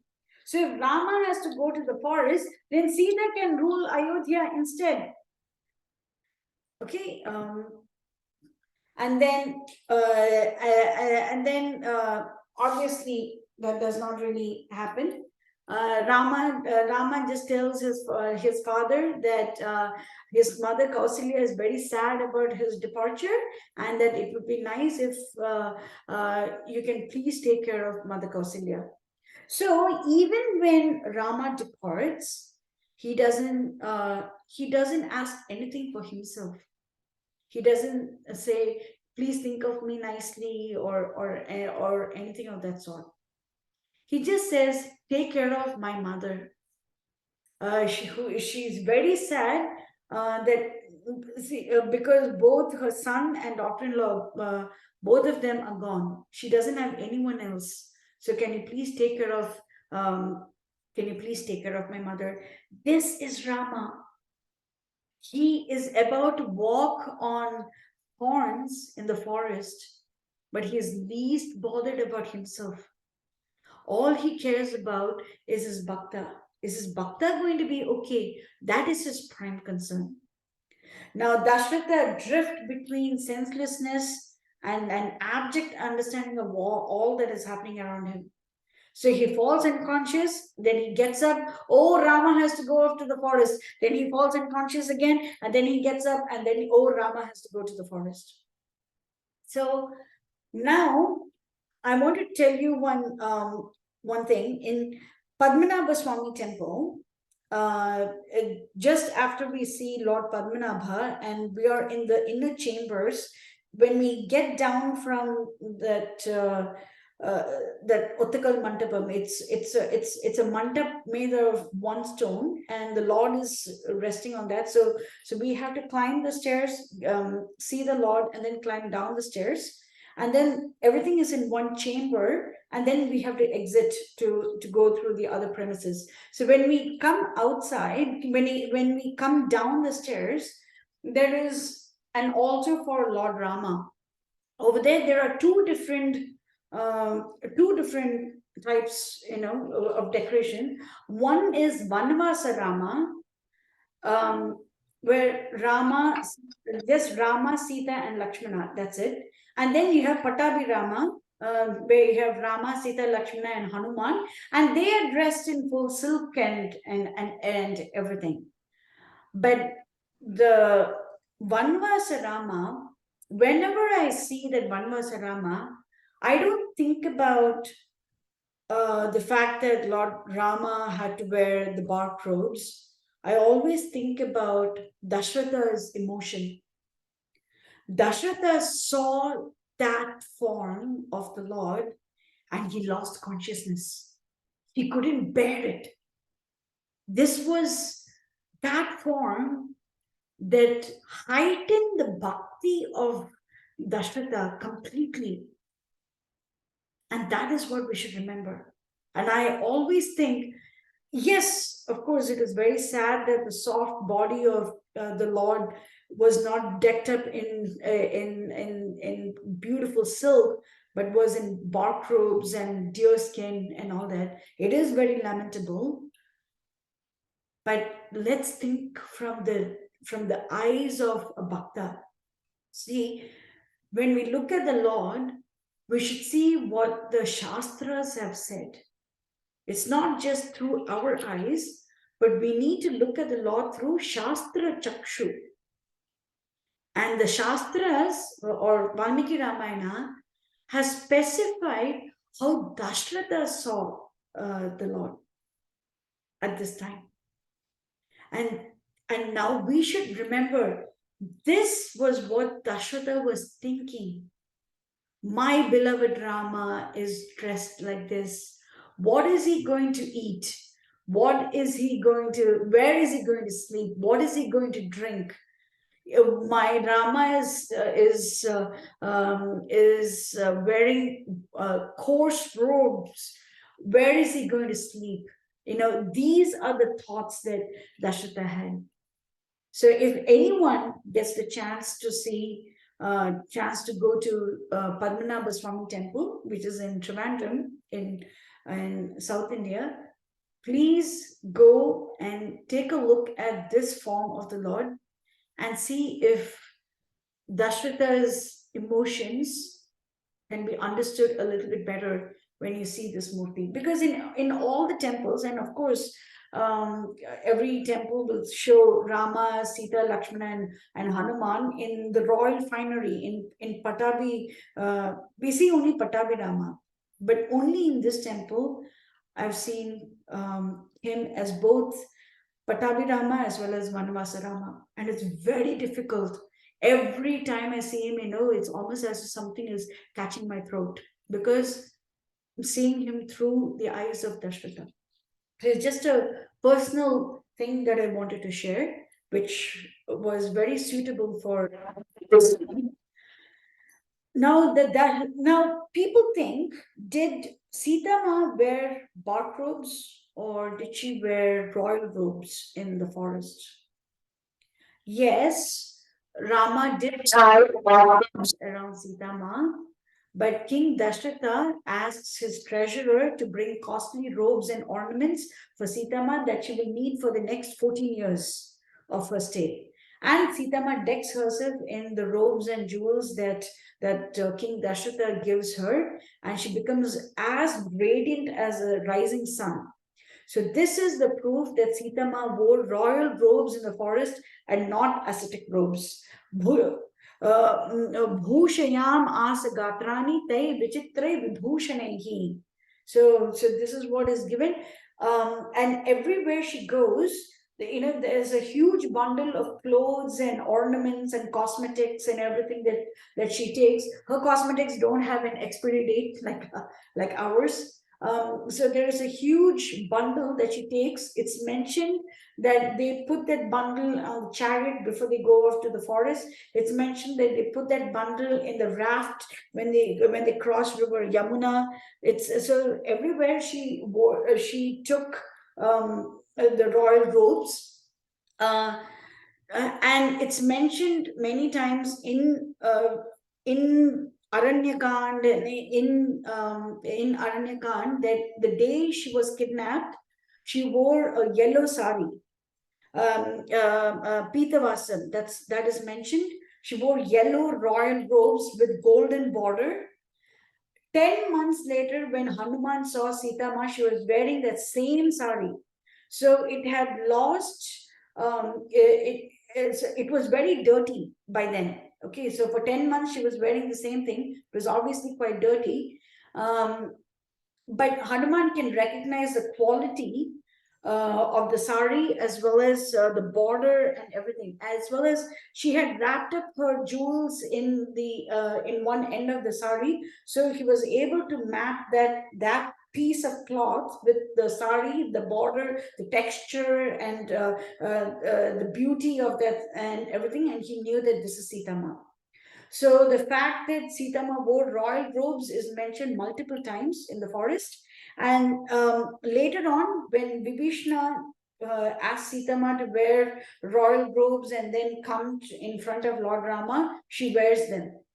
She doesn't come to see Lord Rama in that dirty yellow sari. She wears beautiful red sari at that time. And when she comes out of the fire, she was wearing Rakta Vasam. She was wearing red sari. So this level of detail is given in Valmiki Ramayana. So it's not as if I'm saying any mistake right now. Because SitaMa wore royal robes, this is what we need to specify. And we may think, if her husband is wearing ascetic robes, why is SitaMa wearing royal robes? Because this is the only pleasure that she can give King Dasharatha at the moment. This is the only pleasure. Because she knows that Dasharatha is fainting in and out of consciousness. Dasharatha is crying that Rama is going off to the forest. The only pleasure that SitaMa is not there to, to comfort him at all times, when Rama is departing, it's not as if she can stay back and comfort him, because she wants to go to the forest too. So the only way that she can console the grief of Dasharatha, a small, tiny way in which she can do that, was to wear the robes that her father-in-law had given her. So think about SitaMa. Think from SitaMa's perspective. SitaMa will do anything for her bhaktas. For Rama's bhaktas, she will do anything. Yes, it is the duty of the wife to go according to the status of her husband and all that. Yes, that is all there. But what was more important? Some way or the other, give Dasharatha some solace. And that's what she does. This is why, even if she was wearing royal robes, and she doesn't stop it after she knows that Dasharatha passed away, she continuously wore royal robes right up till the very end. Royal robes, royal jewels. She, of course, in Ashok Vatika, she didn't wear any jewels, but she wore royal robes right up till the very end. Right up to the very end, because she knows that this gave Dasharatha some peace. Not everything, but some.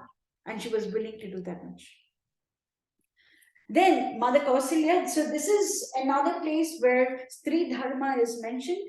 Mother Kaushalya advises SitaMa on the duties of an ideal wife, and whether everyone is happy to stand by the husband at the time of happiness, but a wife should stand by the husband even at the time of misery. And SitaMa tells humbly, yes, I will never deviate from this principle. My parents have also taught me the same thing, and I will never abandon Rama. He says that. Then he Then Rama tells the 350 wives of King Dashratha, or maybe 349 wives of King Dashratha, that all of them have cared for him very beautifully. And if he has made any mistake, please forgive him. The stepmothers could not bear the separation from their beloved Rama. So because Valmiki has mentioned the statement, we should know that the other stepmothers, those 350 stepmothers, are also very important to Lord Rama. And we cannot negate that bond. Who are we to negate a bond that a Jivatma has with Bhagavan? Who are we to do that? We are nobody. So we need to make sure that we specify whatever Valmiki has specified. And Valmiki has said that Dasharatha had 352 wives, and that's what we will go with. Now, Sumitra, mother, she is the wisest of the queens of King Dasharatha. Absolutely the wisest. She knows that her son Shatrughna is with Bharata in Kaikeyi's father's land. And she knows that Lakshmana is following Lord Rama. So she doesn't have anyone either. She doesn't have anybody. She is not the favorite queen. She is not the mother of the favorite son. And she has absolutely nothing. And yet, she doesn't think about herself at this time. She says, Rama and Sita are your parents, my dear Lakshmana. So he says, Ramam Dashratham Vidhi Mam Vidhi Janakatmajam. Janakatmajam means the beloved daughter of King Janaka is Vidhi Mam, like me. Ramam Dashratham Vidhi. Rama is like Dashratha. Ayodhyam Atavim Vidhi. Gachatata Yatha Sukham. Wherever they reside, wherever Rama and Sita reside, that is Ayodhya. So you follow Rama and Sita and in the forest. Why should Lakshmana care whether they are in palace or the forest? He has only one job to do, and that is to serve Sita and Rama. If Sita and Rama are not in the palace, he doesn't have any business. He has to go to the forest because that is where Rama and Sita are. See, a true mother will not be selfish. A true mother will do whatever is most beneficial for her child. A true mother will understand that what is most beneficial for her child is not to live in the comforts of a palace or to have like material comforts. We all know that the palace is very comfortable, obviously. What is most important for a child is not material comforts, but it is the opportunity to serve Sita and Rama. That is the greatest wealth that a child can ever acquire. If a child is capable of having that opportunity to serve Sita and Rama, whether they are in the forest or whether they are in the palace or whether they are in Vaikuntha Dham or any place, or whether they are in a place like Lanka, which is a host of demons. It is a place of demons, demoniac place.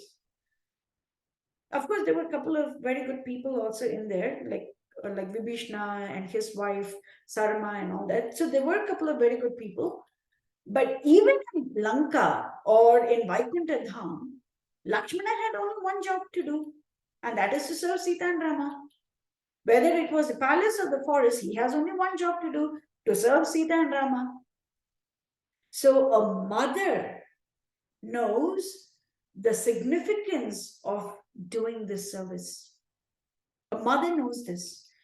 Well, I should say a true mother knows this. A mother who is actually beneficial towards her child knows this. So now we may think, is this certified anywhere else? Yes. Bharata says to Kaikeyi, you are my enemy disguised as a mother. Because why is she his enemy?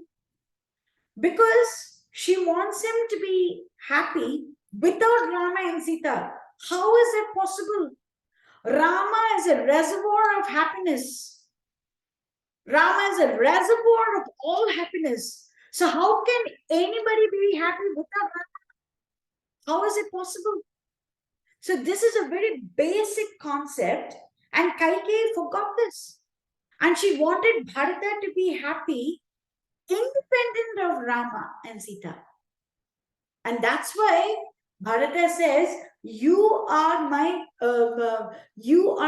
enemy disguised as my mother, and dukhe pe dukham akrodh. You have put one wound on top of another.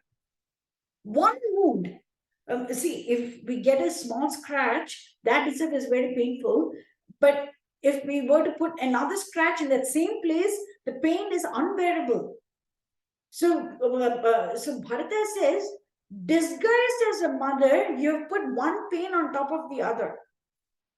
That is what he's saying.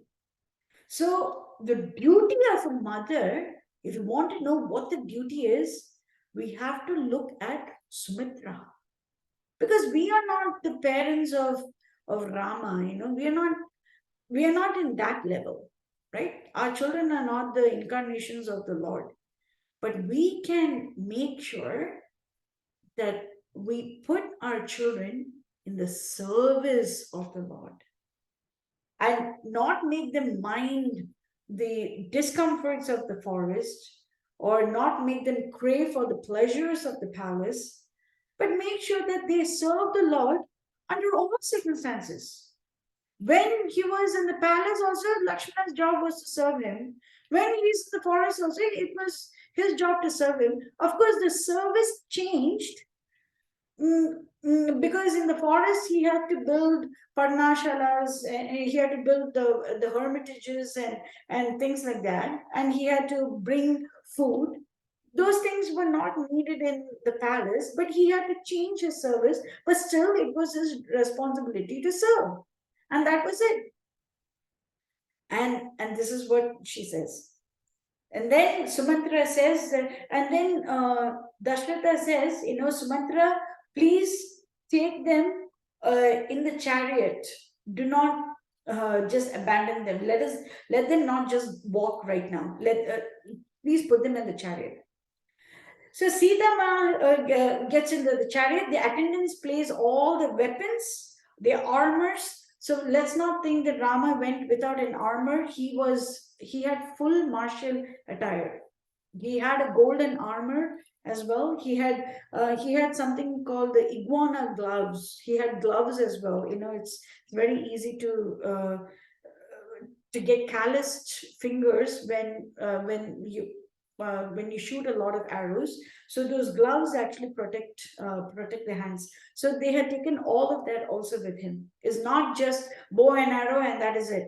He had taken all the weapons, taken SitaMa's robes and ornaments, and then he urges the steeds, the horses, to go. And now everyone, man, woman, child, elephants and horses, cattle, everybody becomes senseless with grief. And in summer, what do we crave the most? We want water. Like that, if we are walking in the desert and we see an oasis, we will just run towards it, right? That same mood is what Ayodhyavasis are going through. They were in a desert, in the hot, blazing hot desert.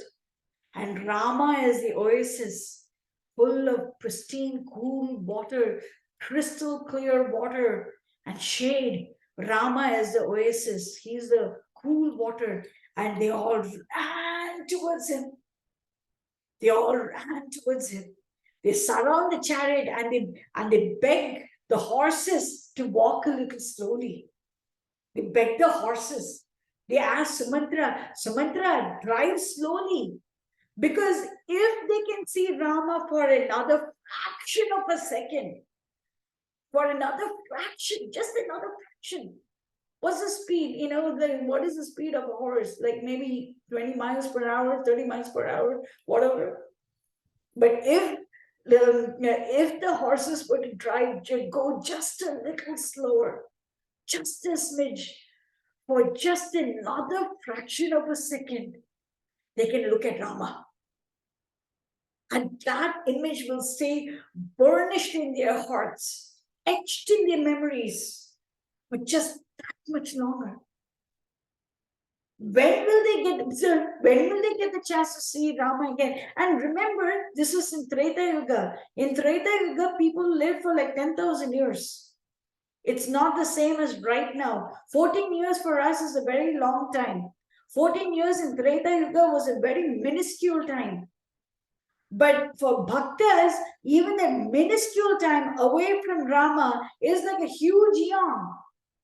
It's like a huge millennia. And we will see this when we listen to the departure of Dasharatha. He said Dasharatha dies on the 6th midnight after Lord Rama leaves. So it's exactly 5 days. And he says these 5 days have been like 5 millennia. 5. So for 14 years for them is unbelievably large amount. 14 years is an unbelievably large duration for them. And they say SitaMa is the most fortunate of all women, and Lakshmana is the most fortunate man, because he is the one who's privileged to serve Rama and Sita. Only he gets to do this. And then Dasharatha and his wife, they rush out of the palace. And Dasharatha is, he is Chakravarti. He is the emperor. He's from a long line of Ikshvakus, and he holds his hands out and he runs Rama, Rama, Rama, Rama, Rama. He's running out. In Balakanda, he was singing Jo, Jo, Jo, Rama. Oh Rama, please sleep. Jo, Jo, Jo, Rama. Ananda Ghana. So he was singing like that in Balakand.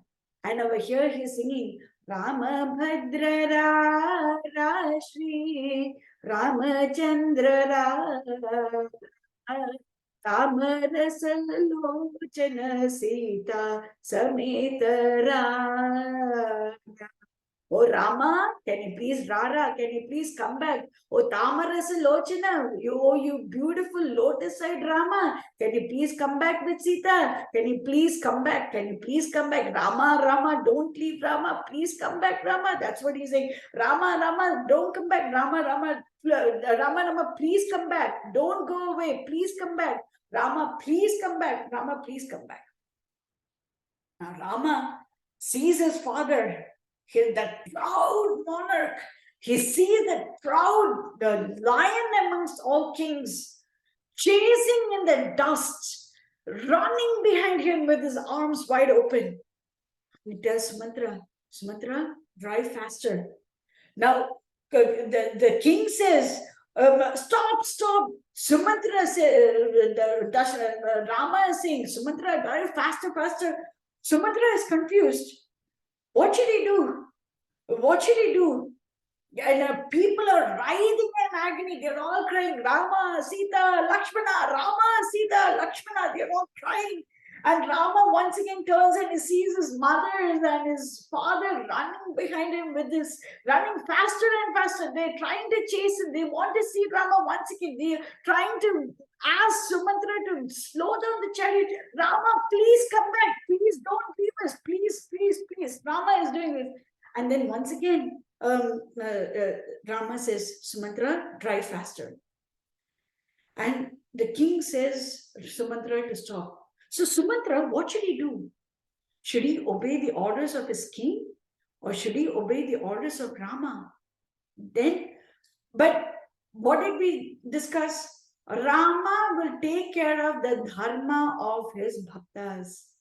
Rama says, Sumatra, can you please drive faster? Because if seeing me is prolonging the agony for King Dasharatha.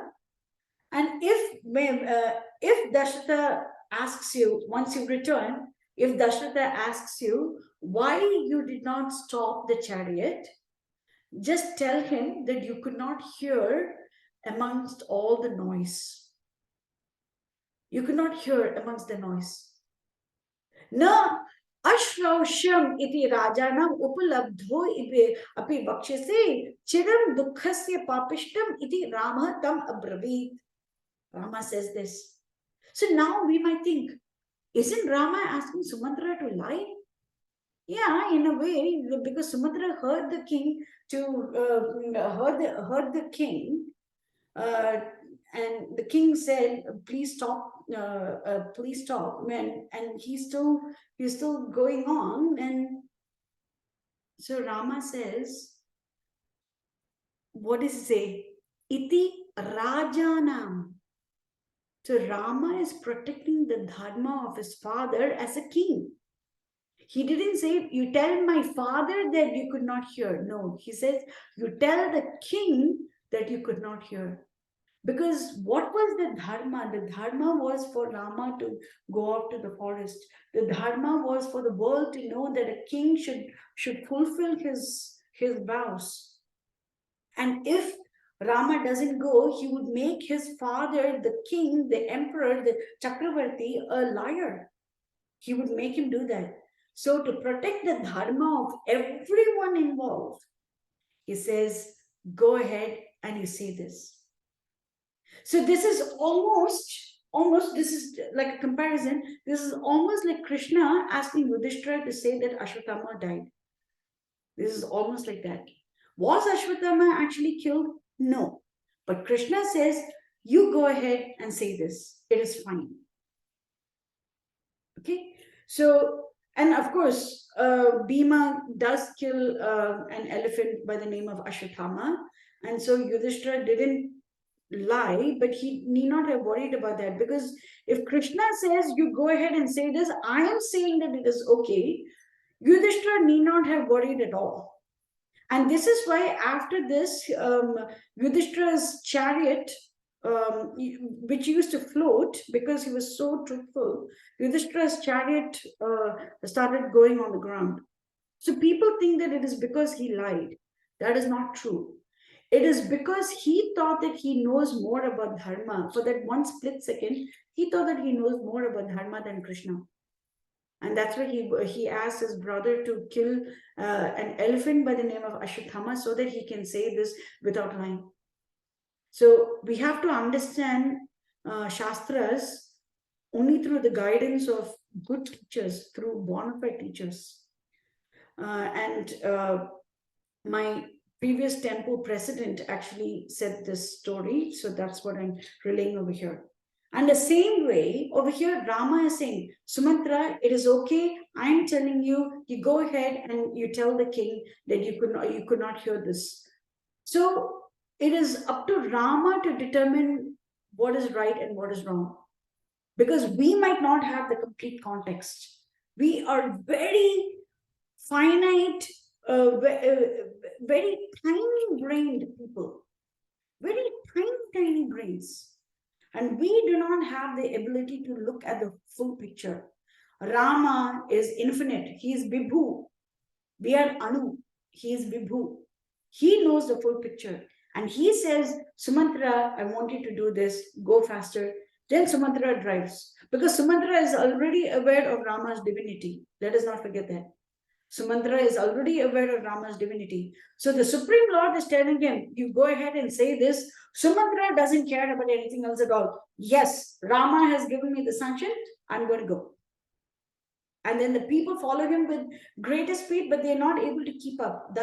And then people tell Dasharatha that, do not follow a long distance, because that is not good. According to some Shastra, it's we shouldn't follow people in a large distance because they may not return. So we should follow only to a certain distance, and then we should come back so that the person who has left us will return. And this is exactly what Dasharatha does. And the women of Ayodhya feel abandoned, unprotected because Rama has left. So everyone's protection, everyone's protector was Rama. Holy fires were not tended. No one could perform their duties. What do elephants do? They eat. Elephants could not eat. Cows, what do? They give milk. They could not give, they refused to give their milk. What does the moon do? It shines. It could not shine right now. The planets were dull. The whole thing, the whole city was quaking and trembling. And there was not a single person, barring Kaikeyi and Manthara, of course, who was not caught in the pangs of indescribable grief. Their sons did not want their mothers, mothers did not want their sons, not even their firstborn sons. Husbands did not want their wives, wives did not want their husbands, brothers did not want their brothers. What does this mean? What does this mean? It means that Rama was the most important relationship for all of these Ayodhyavasis.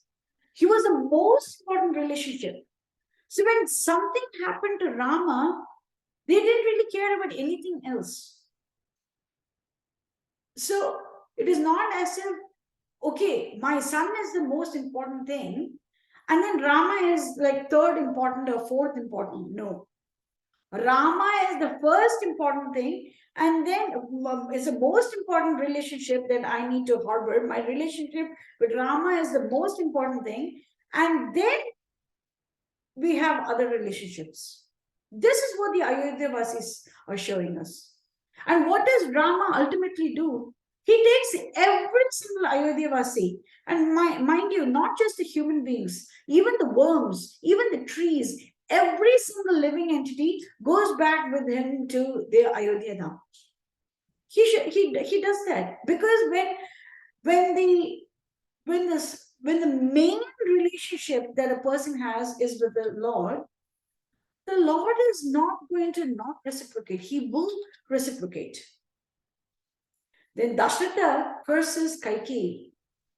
Dasharatha curses Kaikeyi, and he says that every vow I took in front of the sacred Agni during our marriage, I renounce. And he says, if Bharata agrees to your nefarious plans and performs the funeral obsequies, the funeral rites, then that water should not reach me. That water should not reach me. So imagine, what does this mean? What does this mean? For a person, a deceased person, the water offered by the putra, Put means hell and Tra means Trayati, the one who saves a father from hell is known as Putra. Okay, so the Putra offers water to his father so that he gets to drink something in hell, in the next stage of the journey. Not just in hell, but in the next stage of the journey. But over here, Dasharatha says that he is willing to be tormented in hell. He is willing to be tormented in hell, but he will not accept a drop of water from a person who is against Ram Bhakta, who is not a Ram Bhakta. From a person, if Bharata agrees with Kaikeyi, then that means that he is against Rama.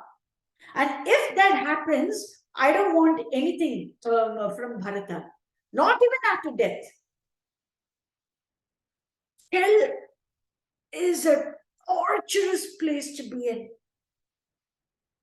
But for Dasharatha, it's greater torture to accept something from a person who is against Rama.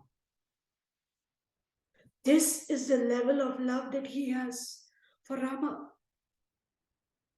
That he cannot accept something from a person who is not a Rama Bhakta.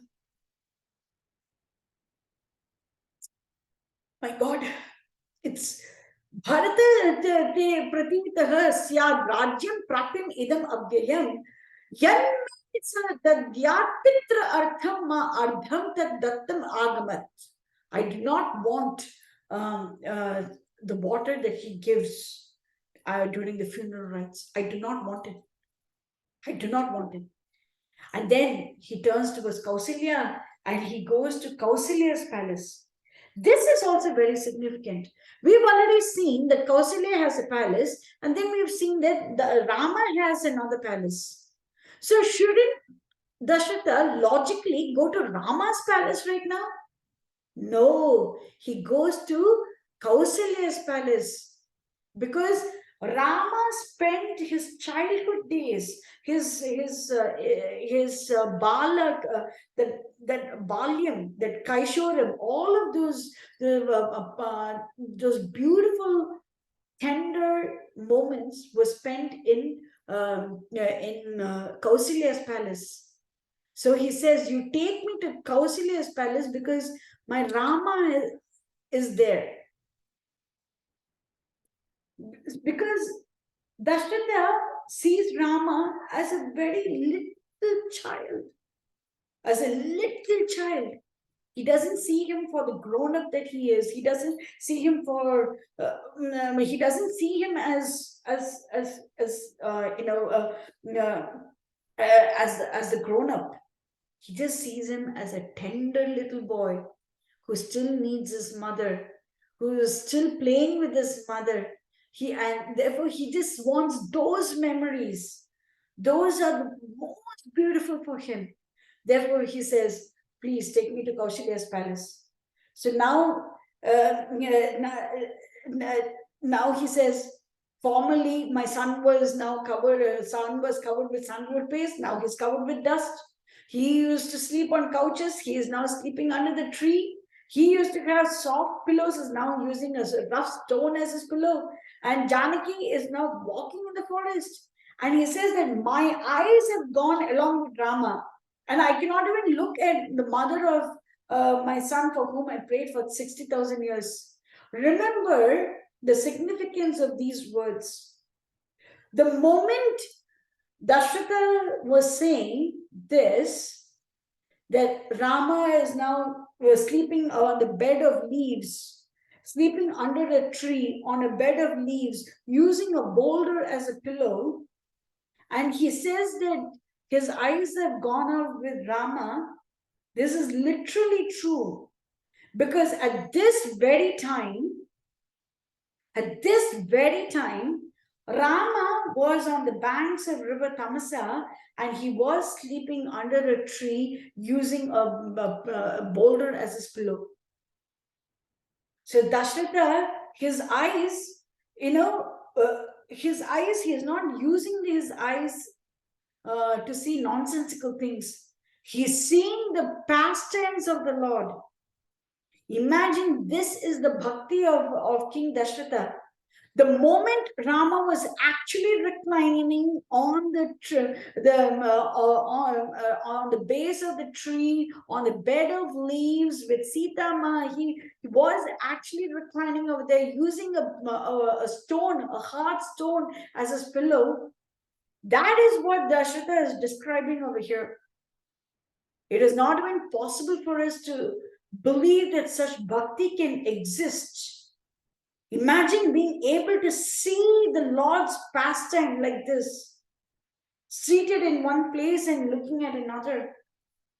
So Sanjaya received the divine chakshu, those divya chakshu. He received it from Vedavyas. But over here, Dasharatha, and that's why he was able to see the entire Mahabharata war, and he was able to recite everything to Dhritarashtra and all that. Over here, Dasharatha is seeing, literally, he has seen the Lord's pastimes as they are happening right now. Amazing. Then Kaushalya is saying, was it necessary to send Rama to the forest? Wouldn't it have sufficed if Bharata sat on the throne? Now, how will they spend time in the forest? Will we ever see them again? Maybe in some janma I tortured some cow and her calf. That's the reason why I'm going through this. Is it possible for anyone to live without Rama? And now Sumitra, the wisest amongst the wisest, she offers calm, soothing words. By the way, this episode tells us that Sumitra is well aware of who Rama truly is. Sumitra is well aware. And she says, no harm can ever come to Rama. He has gone on a voluntary exile just to protect the dharma of his father. SitaMa is following the dharma. Lakshmana is following the dharma. Everyone is following the dharma. So you should not worry. And she says, the sun dares not scorch him. Vayu will fan him gently. The moon will soothe him gently. Everything is going to be gentle. So you have to just remember these things. Ravana also boasts to Mother Sita that the sun does not scorch him. The Vayu is very afraid of him. The leaves will tremble everywhere. So they did that out of fear. Here they're doing it out of love, out of immense love for Lord Rama. It's the same Surya. It is the same Vayu. It is the same Soma. Everything is the same. But for Ravana, it was out of fear. And over here, it is out of love. So remember this. And he says, and she also says, she knows the equanimity of the Lord. And she says that Rama is just as happy in the forest as he is in the palace. As he is in the palace of Ayodhya. Same. Because the Lord is the Lord of Akhiland Koti Brahmanda Nayaka. He is a Lord of countless universes. So a palace or a forest is exactly the same thing. He is Sarvaloka Maheshwaran. So everything is exactly the same. So we shouldn't really bother. It's fine. And then she says that Lakshmi derives her strength from Rama. So Lakshmi is dependent on whom? Lakshmi is dependent only on Narayana. She is not dependent on anyone else. Everybody else is dependent on Lakshmi. Else. But Lakshmi is dependent only on Narayana. And therefore, Sumitra says, Mother Lakshmi herself is dependent only on Rama, so you should not worry about him. Devatas worship him.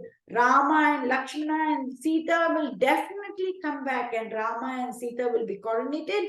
You should not grieve. So these words have some soothing effect on Kausalya. So now let's go back to Rama and the citizens who have followed him. I know that it's a little bit over time, but because it's my Zoom link, it is fine. Let's just continue on till I finish this portion, and it's fairly, we are almost close to an end.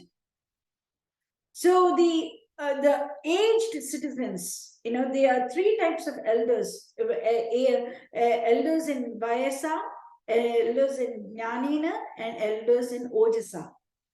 So these are elders in Vayasa at least, and they ask Rama to slow down.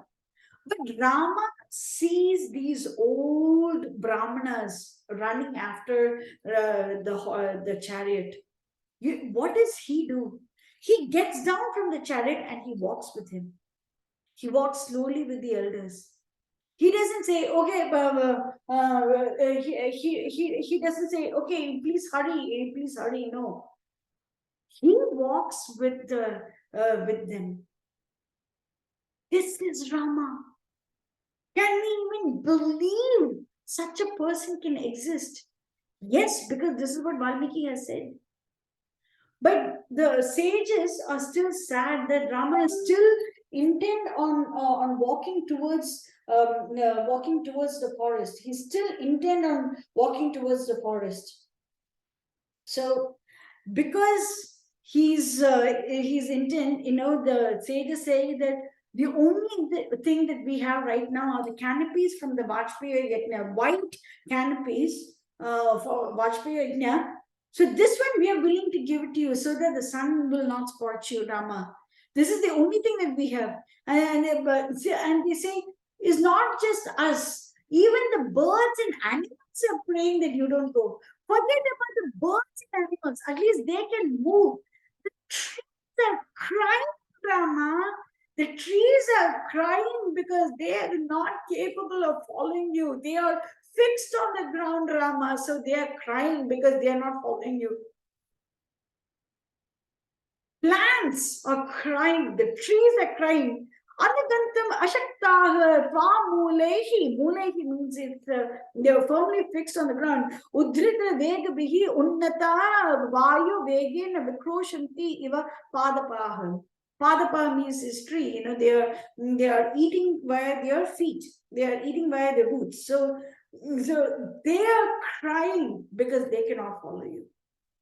Imagine a person being so beloved that the animals refuse to eat or drink milk, that human beings refuse to acknowledge their other material relationships, that the planets are dulled by this whole thing. The planets are dulled. The trees are crying. Trees, we usually consider them as having very low consciousness. And this is true. Trees do have a very low consciousness. But in Ayodhya, even the trees are very sacred. Even the trees of Ayodhya are very sacred. Even they are bhaktas. Just as how we know that the trees of Vrindavana are great bhaktas, we know that. Similarly, the trees of Ayodhya are showing such emotion. The trees are crying. They're showing this emotion. And the first night this is the actual river Tamsa. By the way, I was happy to get a picture. The river Tamsa. And Sumatra and Lakshmana prepared a bed for Sita and Rama, and they lie down over there. And then before dawn, he sees the citizens in profound sleep. And he thinks that, if they were to follow him, they will suffer in the forest. They will suffer in the forest. So let them return. So now there are a couple of people who say that Rama abandoned the Ayodhyavasis because they were lazy. That is not true. That is a very wrong interpretation of this pastime. A very wrong interpretation of this pastime. Rama very clearly says that he wants them to go back to their home because he does not want the Ayodhyavasis to suffer in the forest with him by sleeping on the roots of trees, by sleeping on the ground and all that. He does not want them to suffer. So that's why he yokes the horses and they ride in the northern direction. Because if they ride in the northern direction, that means that people might think that they're going to Ayodhya. So they ride in a dusty road on the northern direction, and then they come back this way. And so Sumatra does exactly that, and they go deeper into the forest. And then what happens the next day? The citizens wake up, they cannot see the royal exiles. They are filled with disappointments. The Valmiki has said that their faces were distorted. Their faces were distorted with worry, distorted with grief. And they cannot make out who is their friend, who is their relative. And the wives, out of their intense love for Rama, they criticize their husband. They say, like, you could not even bring Rama back. You could not do this much. You could not bring Rama back. And then they say the ponds in the forest where Rama bathes are very great because they get to touch Lord Rama. And the waterfalls. The mountains will cry waterfalls just so that Rama is pleased. These trees are going to spread their leaves so that Rama can sleep over there. The bees, the bees, by pollinating those flowers, the flowers' fragrance will emanate, and that will give Rama a lot of pleasure. So praiseworthy are those bees. And I say Rama is our only support. So let us all go to the forest. Let the men serve Rama, the females will serve Sita, and what is the big deal? So the women wail as if it was their own son who has gone up to the forest. The sun turns away, gloom pervades the sacred fires, darkness, all festivities stop, everything is desolate. Now, so this is what is happening in Ayodhya. So we have seen, Dasharatha, the citizens, and Lord Rama, all of them embarked at the same time. Then Dasharatha returns and is now in the Kaushalya's palace. And then the citizens, they went with Rama to River Tamsa, and then they have now returned home. Now we will see what Rama is doing. So the way Valmiki has structured Valmiki Ramayana is so beautiful, because he covers one portion and then he goes on to the next. It's very systematic. The way he has written everything is so systematic that we should admire his writing style as well. He doesn't leave any loose threads hanging. You finish up one topic, then go to another, and it's very beautiful, very, very beautiful way of writing it. Rama reaches the end of Kausala kingdom, and then he goes further south and reaches the river banks of Ganga. And over there, Guha is over there. He's a very dear friend, and he runs to pay humble obeisance, but he stands some distance away. But Rama and Lakshmana, they don't really care that their friend is in Nishada. They run towards Guha and they hug him.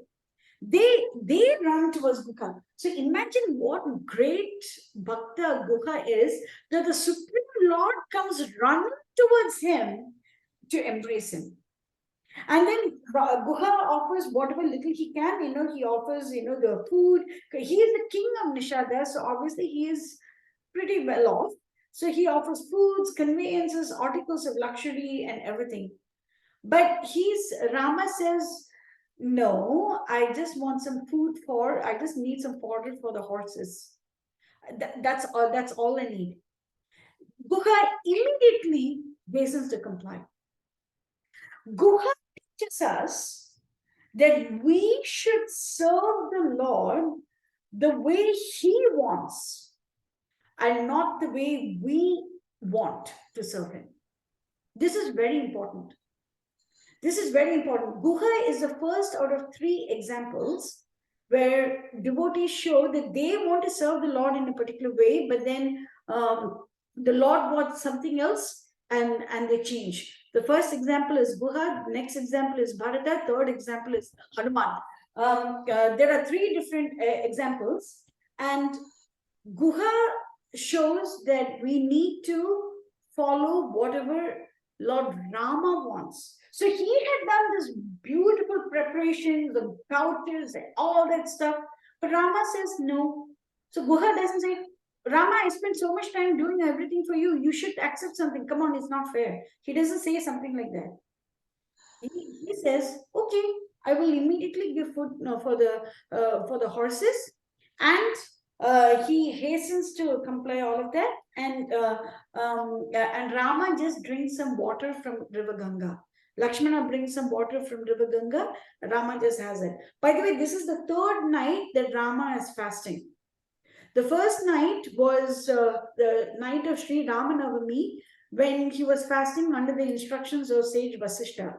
The second night was in River Tamsa. At that time also he did not eat anything. The 3rd night is on the banks of River Ganga. That time also he did not eat anything. The next night he spends in the ashrama of sage Bharadvaja. That time he eats. So Guha, Lakshmana, and Sumatra, all of them talk about Rama, and Lakshmana is still very sad about the plight of his mothers and father. So the next morning, Rama makes a nice jada for himself as well as for matted hair for himself as well as for Lakshmana. And then he tells Sumatra, you please go back to Ayodhya. We will cross River Ganga, but you please go back. So Sumatra says, Rama, it's not possible. I cannot go. I cannot do that. So Rama says, Sumatra, this is what I want you to do. Can you please do this? And then he gives a message. I'm looking forward to serving you after 14 years of exile. The first order of business is to fetch messengers to Girivraja and bring Bharata as quickly as possible.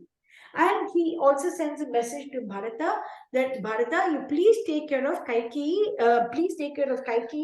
Kaushalya and Sumitra on the same level. You shouldn't make any distinction. Sumitra says, Rama, I brought the chariot out with the three of you. Now you expect me to go back without the three of you. People will faint. What am I supposed to tell? What am I supposed to tell Kausalya? Should I tell Kausalya that you are now in your uncle's place? But that is also a lie, and she would not like it. So what am I supposed to tell her? Rama says, you have to return. If you don't return, Kaikeyi will not believe the fact that I have actually gone into the forest. And then she might accuse Dashratha of being mithyavadi or being false to his word. So unless and until you do that, it is not going to work out. So please go back to Ayodhya. Then he tells Guha that he cannot remain over there because Kaikeyi had wanted him to go in the Dandakaranya. So he has to go further and further deeper inside the forest. So he says, bring a boatsman and let's just go. So Guha stays back over here, and one of the boatsmen ferries Rama across. Now, I know that Ramcharitmanas says that the Kevat, the boatsman, he washed the feet of Lord Rama to see whether it becomes whether something is okay with him or not. That pastime does not take place in Valmiki Ramayana at all. I don't know whether it is bona fide. I was not able to find it in the concise versions of Puranas, but maybe in the unabridged version of Puranas that might be true. I don't know that. But at least in the concise version, it was not mentioned and is definitely not mentioned in Valmiki Ramayana. So I just want to make a note of that. And the Kevat, the boatsman helps them cross it. And then Rama says, Sita, you walk just after Lakshmana, and I will protect from the rear.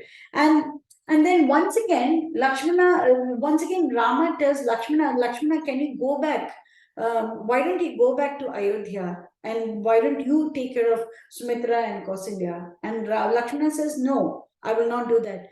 Neither Sita nor he can live without Rama, just as how fish cannot live without water. Nacha Sita tvaya hina, nacha aham api raghava. The tvaya hina, without you, Sita na aham.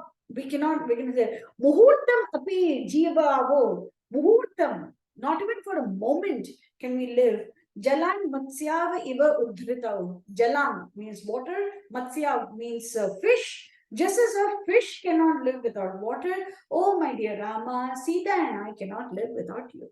That's it. Okay, so then the next order of business is the next day, they go to holy Prayaga, and this is the confluence of Ganga and Yamuna. Even to this day, Prayaga is there. That is the modern day Allahabad. And they meet Bharadvaja. Bharadvaja is ecstatic to see them, and he arranges everything for their stay that night. But Rama says, Bharadvaja wants Rama to continue to stay in his ashrama forever. But Rama says, no, because we need to go deeper into the forest, because Bharadvaja Muni's ashram is very close to Ayodhya. And so it is not okay. We have to go elsewhere. And he says that there is a beautiful hill called Citrakuta, which is around 2 miles from here. It is about 10 koshas. So go and stay over there. So they pass the night in ashrama and then they go. The next day, the sage says that you should go and visit Shyamvat Vriksh. It's on the bank of river Yamuna. So see Shyamvat Vriksh, and SitaMa should offer prayers over there. And then they have to cross Kalindi or Yamuna via a raft. So SitaMa prays to Shyamvat Vriksh. So I just put one banyan tree in here. And Lakshmana builds a raft, and they cross it. SitaMa prays to river Yamuna as well. So we saw that in Ganga also she prays to river Ganga. Here also she prays to river Yamuna. And then they walk in the forest. Sita is, she wants to make Rama happy. So she is very happy to see the various flowers and everything, and she's so curious, and she says as soon as she sees the flower, Lakshmana runs and brings their flower to SitaMa, and she is so charming. She's so happy that she's spending time with Rama in such beautiful forest that Rama is pleased. Rama's happiness increases by seeing her happiness. And then the next morning, this is the 56th chapter of Ayodhya Kanda. Rama wakes up Lakshmana. This is the proof that Lakshmana did not stay awake for 14 years, because the proof is in the 56th chapter of Ayodhya. I think verse number 1 or 2. I forgot that. Rama wakes up Lakshmana, and they proceed to Bharadvaja Muni's ashram. So, they proceed to Valmiki Muni's ashram on the path shown by Bharadvaja Muni. And this is the actual Citrakuta. I got this from the internet. Valmiki, by the way, is so humble that he has just put in one line that Rama came to see him. That's it. Valmiki is so humble. He did not elaborate this meeting at all. He's very humble.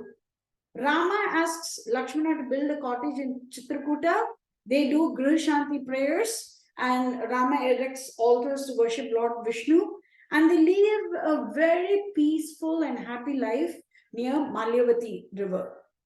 So this is the end of topic number 3. Tomorrow I will do the passing of King Dashratha. In the meanwhile, do we have any questions?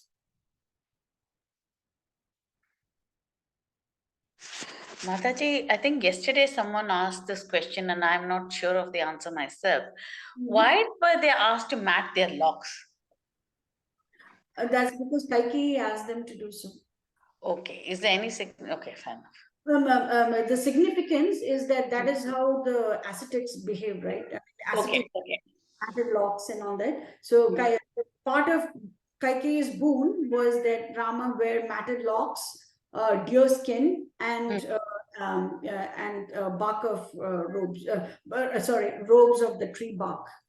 That was this. Okay. Harilila Mataji, do you have any questions, Mataji? Yes, Mataji. Thank you so much. My question was related to Manthara. At the time of their departure in the forest, Manthara was supposed to be assisting SitaMa for wearing her aesthetic clothes. Is that true? No, Mataji. No. No. They show this in the channel, TV channel. Yeah, that is not correct, Mataji. Rama just ties a piece of bark robe around SitaMa, but then, as we saw, Dashratha gives very beautiful robes, and she wanted to make her bhakta happy, so she wears them. That's it. He changed into the aesthetic clothes only when she went to the forest? No, she didn't wear ascetic robes when she went to the forest. She wore royal robes. Oh, I see. But she was gifted a set of very transcendental clothes. By Mother Anasuya, yes. Yes, Mother. But they were not ascetic robes. They were also, very posh celestial robes. Celestials don't wear ascetic robes, right? I mean, when you talk about devatas and all that, they don't wear ascetic robes. The celestial robes are also very expensive. It's almost like royal robes.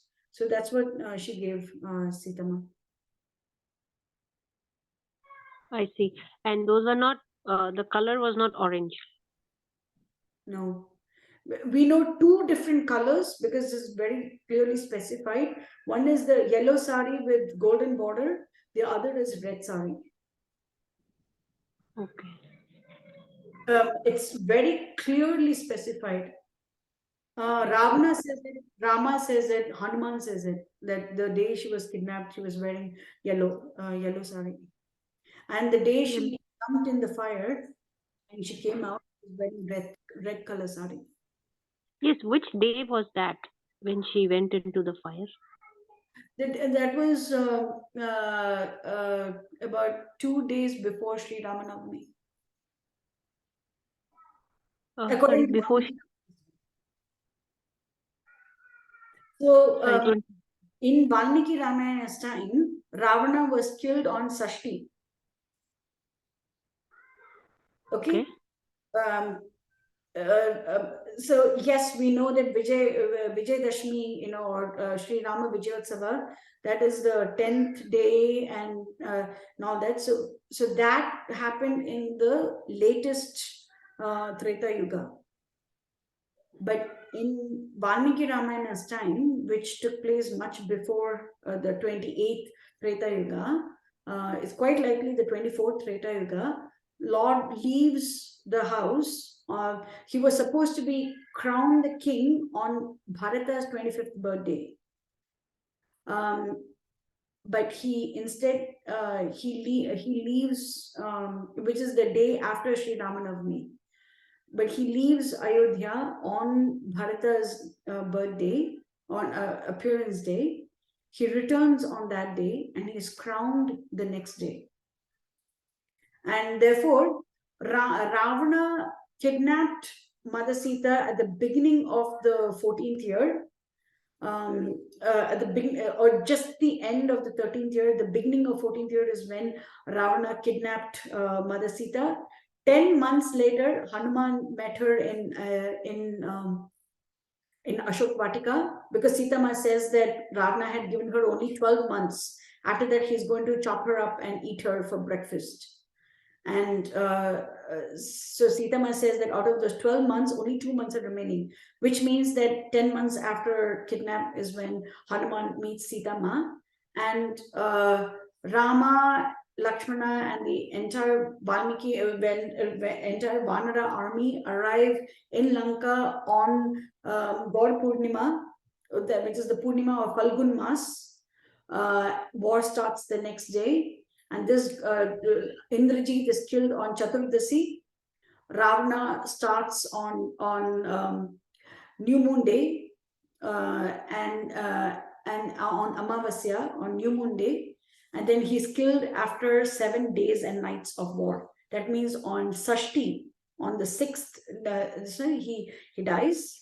And then SitaMa comes on Saptami. Vibhishna is coronated on Saptami and all that.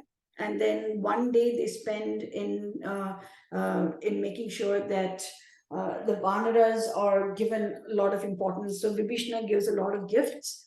On Sri Ramanavami, 39th birthday, they fly to Bharadvaja Muni's ashram. Hanuman goes to meet Bharata, and the next day, the day after Sri Ramanavami, pretty much at exactly the same time that Rama left Ayodhya, that's when he returns. About noon, that's when he returns as well. So this is according to Valmiki Ramayana. In Padma Purana, he returns in the month of Vaishak. That is the month after Chaitra Masa. We just have differences in various pastimes. That's it. So, but when we are speaking from the mode of Valmiki Ramayana, is necessary for me to follow what the what Valmiki Ramayana has said. But that doesn't mean that the others aren't correct. They are definitely correct, because in Chaitanya Charitamrita, it's very clearly mentioned that Dashami is Rama Vijay Dina. So it's very clearly mentioned there. So, and Chaitanya Mahaprabhu is none other than the Supreme Lord himself. So he would know best. But in Valmiki Ramayana's time, pastimes change from one yuga to another yuga. It's just as simple as that. Any other questions? Japa session, you have a question? Yes, Mataji, I have a question. Just because the Dandak one, that's where Ram went.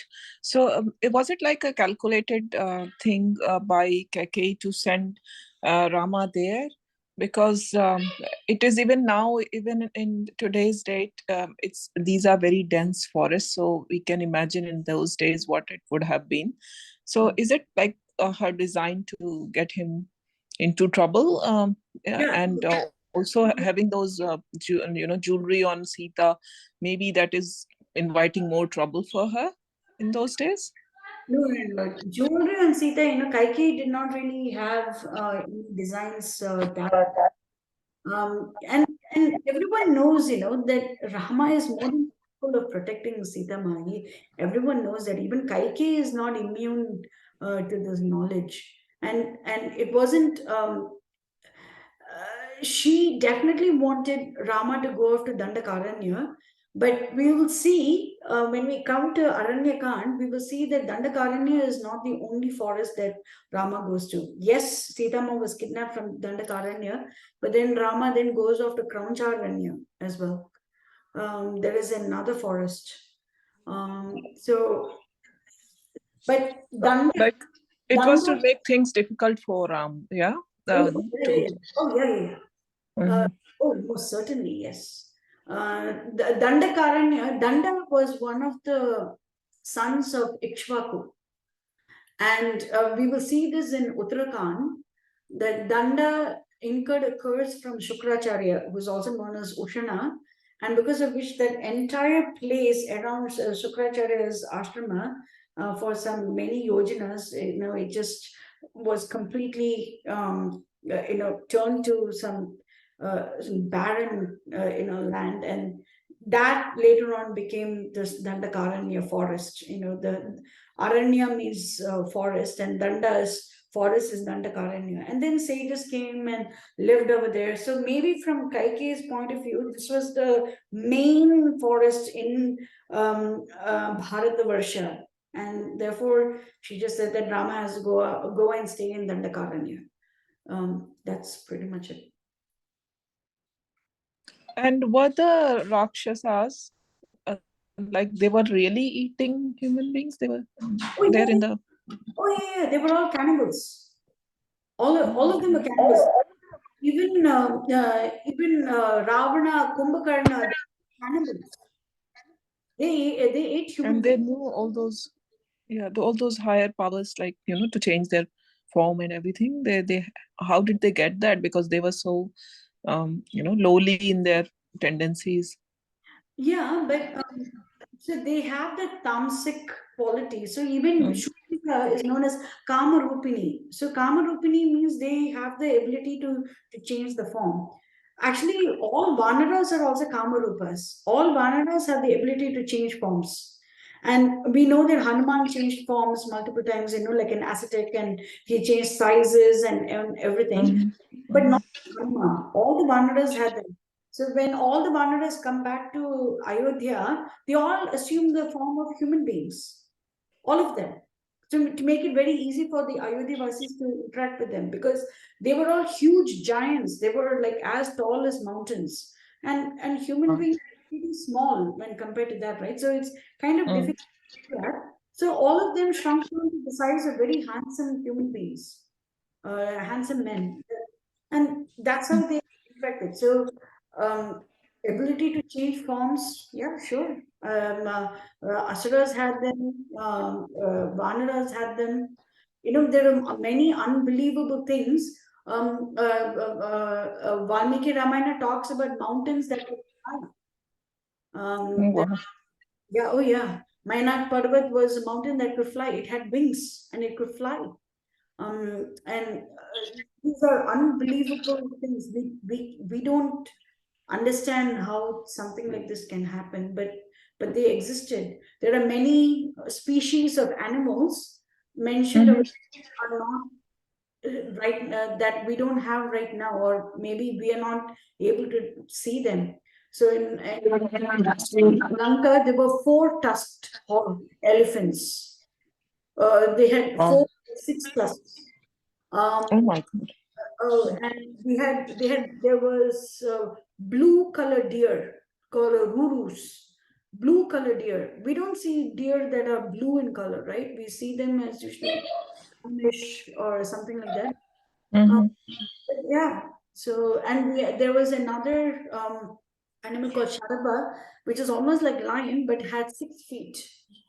So we don't see animals like that. So it doesn't mean that they don't exist, Mm. or it's beyond our imagination, because they really do exist. And Mm. if others want to change, means they can change whatever they want. It's up to them. Mm. Yeah. Any other questions? Thank you, Mataji, for answering my questions. I mean, the more I think about it, the more questions come. No worries. Thank you. But this is why I'm here, no? I'm happy to share the little knowledge that I have. I'm happy to share them with everyone. I'm just happy for this opportunity. Yeah, and you also mentioned that Ram is like 8 feet tall. Yes. My God. So it is diminishing. We are diminishing as human beings in our size throughout the eras, like in Treta and then Dwapar and now. Rama's height is mentioned by Hanuman in 35th chapter of Sundarakand. So it's like chapter, it's multiple of 4. So that comes to be 4 times 2, which is 8 Mm. feet. Mm. But we should remember that Rama was neither too tall nor was he too short. So there could be people who are taller than him as well. Mm. Rama was a height, and as well as this Treta Yuga took place multiple multiple Chaturayugas ago. Same Manvantara, but multiple Chaturayugas ago. And so Mhm. we don't know we don't know what the size of the Kali Yuga folks in that time was, or we don't know that. We don't have a frame of reference. So we cannot, and maybe 8 feet for them could have been much taller than what we measured it out to be. We don't know. Okay, the measurement unit was Yeah, different. Okay. we don't know. It's just too many unknowns, right? But what we Mm. know is that Hanuman says that Rama measured 8 feet, and that's about it. Mm.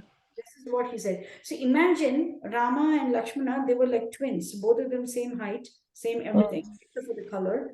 They were 8 feet. The Vanaras were tall like mountains. The Asuras were also tall like mountains. But the Asuras saw these 2 tiny little men and thought, tiny little men. But the Vanaras knew them as a supreme lord and they bowed down accordingly. So this is same uh, same height of the Lord, but different perceptions. Mm. You have any other questions?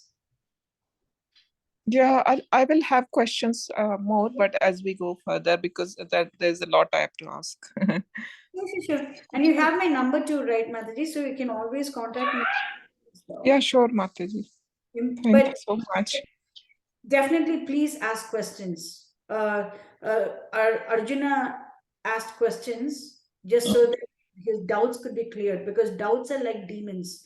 That's why when he asked the question, he addresses Krishna as Madhusudana, because the way he killed the demon Madhu, similarly, doubts should be killed. So doubts are like demons, and they should be clarified as quickly as possible. Yeah, one thing that bothers me all the time is about, if Hanuman had visited Mata Sita, then why didn't she just come with him and all this or she wanted him, Ram, to teach him a lesson. Is that the reason why that happened? Because the war that could have been eliminated. That won't come now. It'll be revealed in Sundarakand.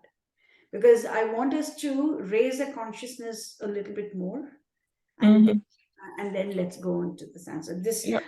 This very question is asked and answered in Sundarakand, and then we can deal with it at that time. Anything else?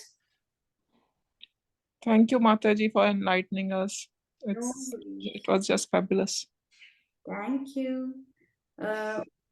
Do we have any other questions? If not, we can meet up tomorrow. Tomorrow, I don't really have a session mentioned in the poster, but I haven't completed Ayodhya Kanda yet. As you can see, we still have Dashratha's passing, which is going to be pretty touchy subject, and then we have Citrakuta and we have Padaka Pattabhishek. So all of these things I want to finish up tomorrow. So if we can meet up tomorrow, that will be great, and I will definitely send my send a note as to whether we can meet tomorrow or not. Because on Jan 1st, I am going to take Sundarakand. So before that, I have to complete all the others. I have to complete till Kishkinda Kand by Jan 31st. I have to complete Kishkinda Kand so that I can do Sundarakand on 1st. Okay. So tomorrow, what time are we meeting? And are we meeting through this Zoom or through this temple Zoom? Or? No. This Zoom only.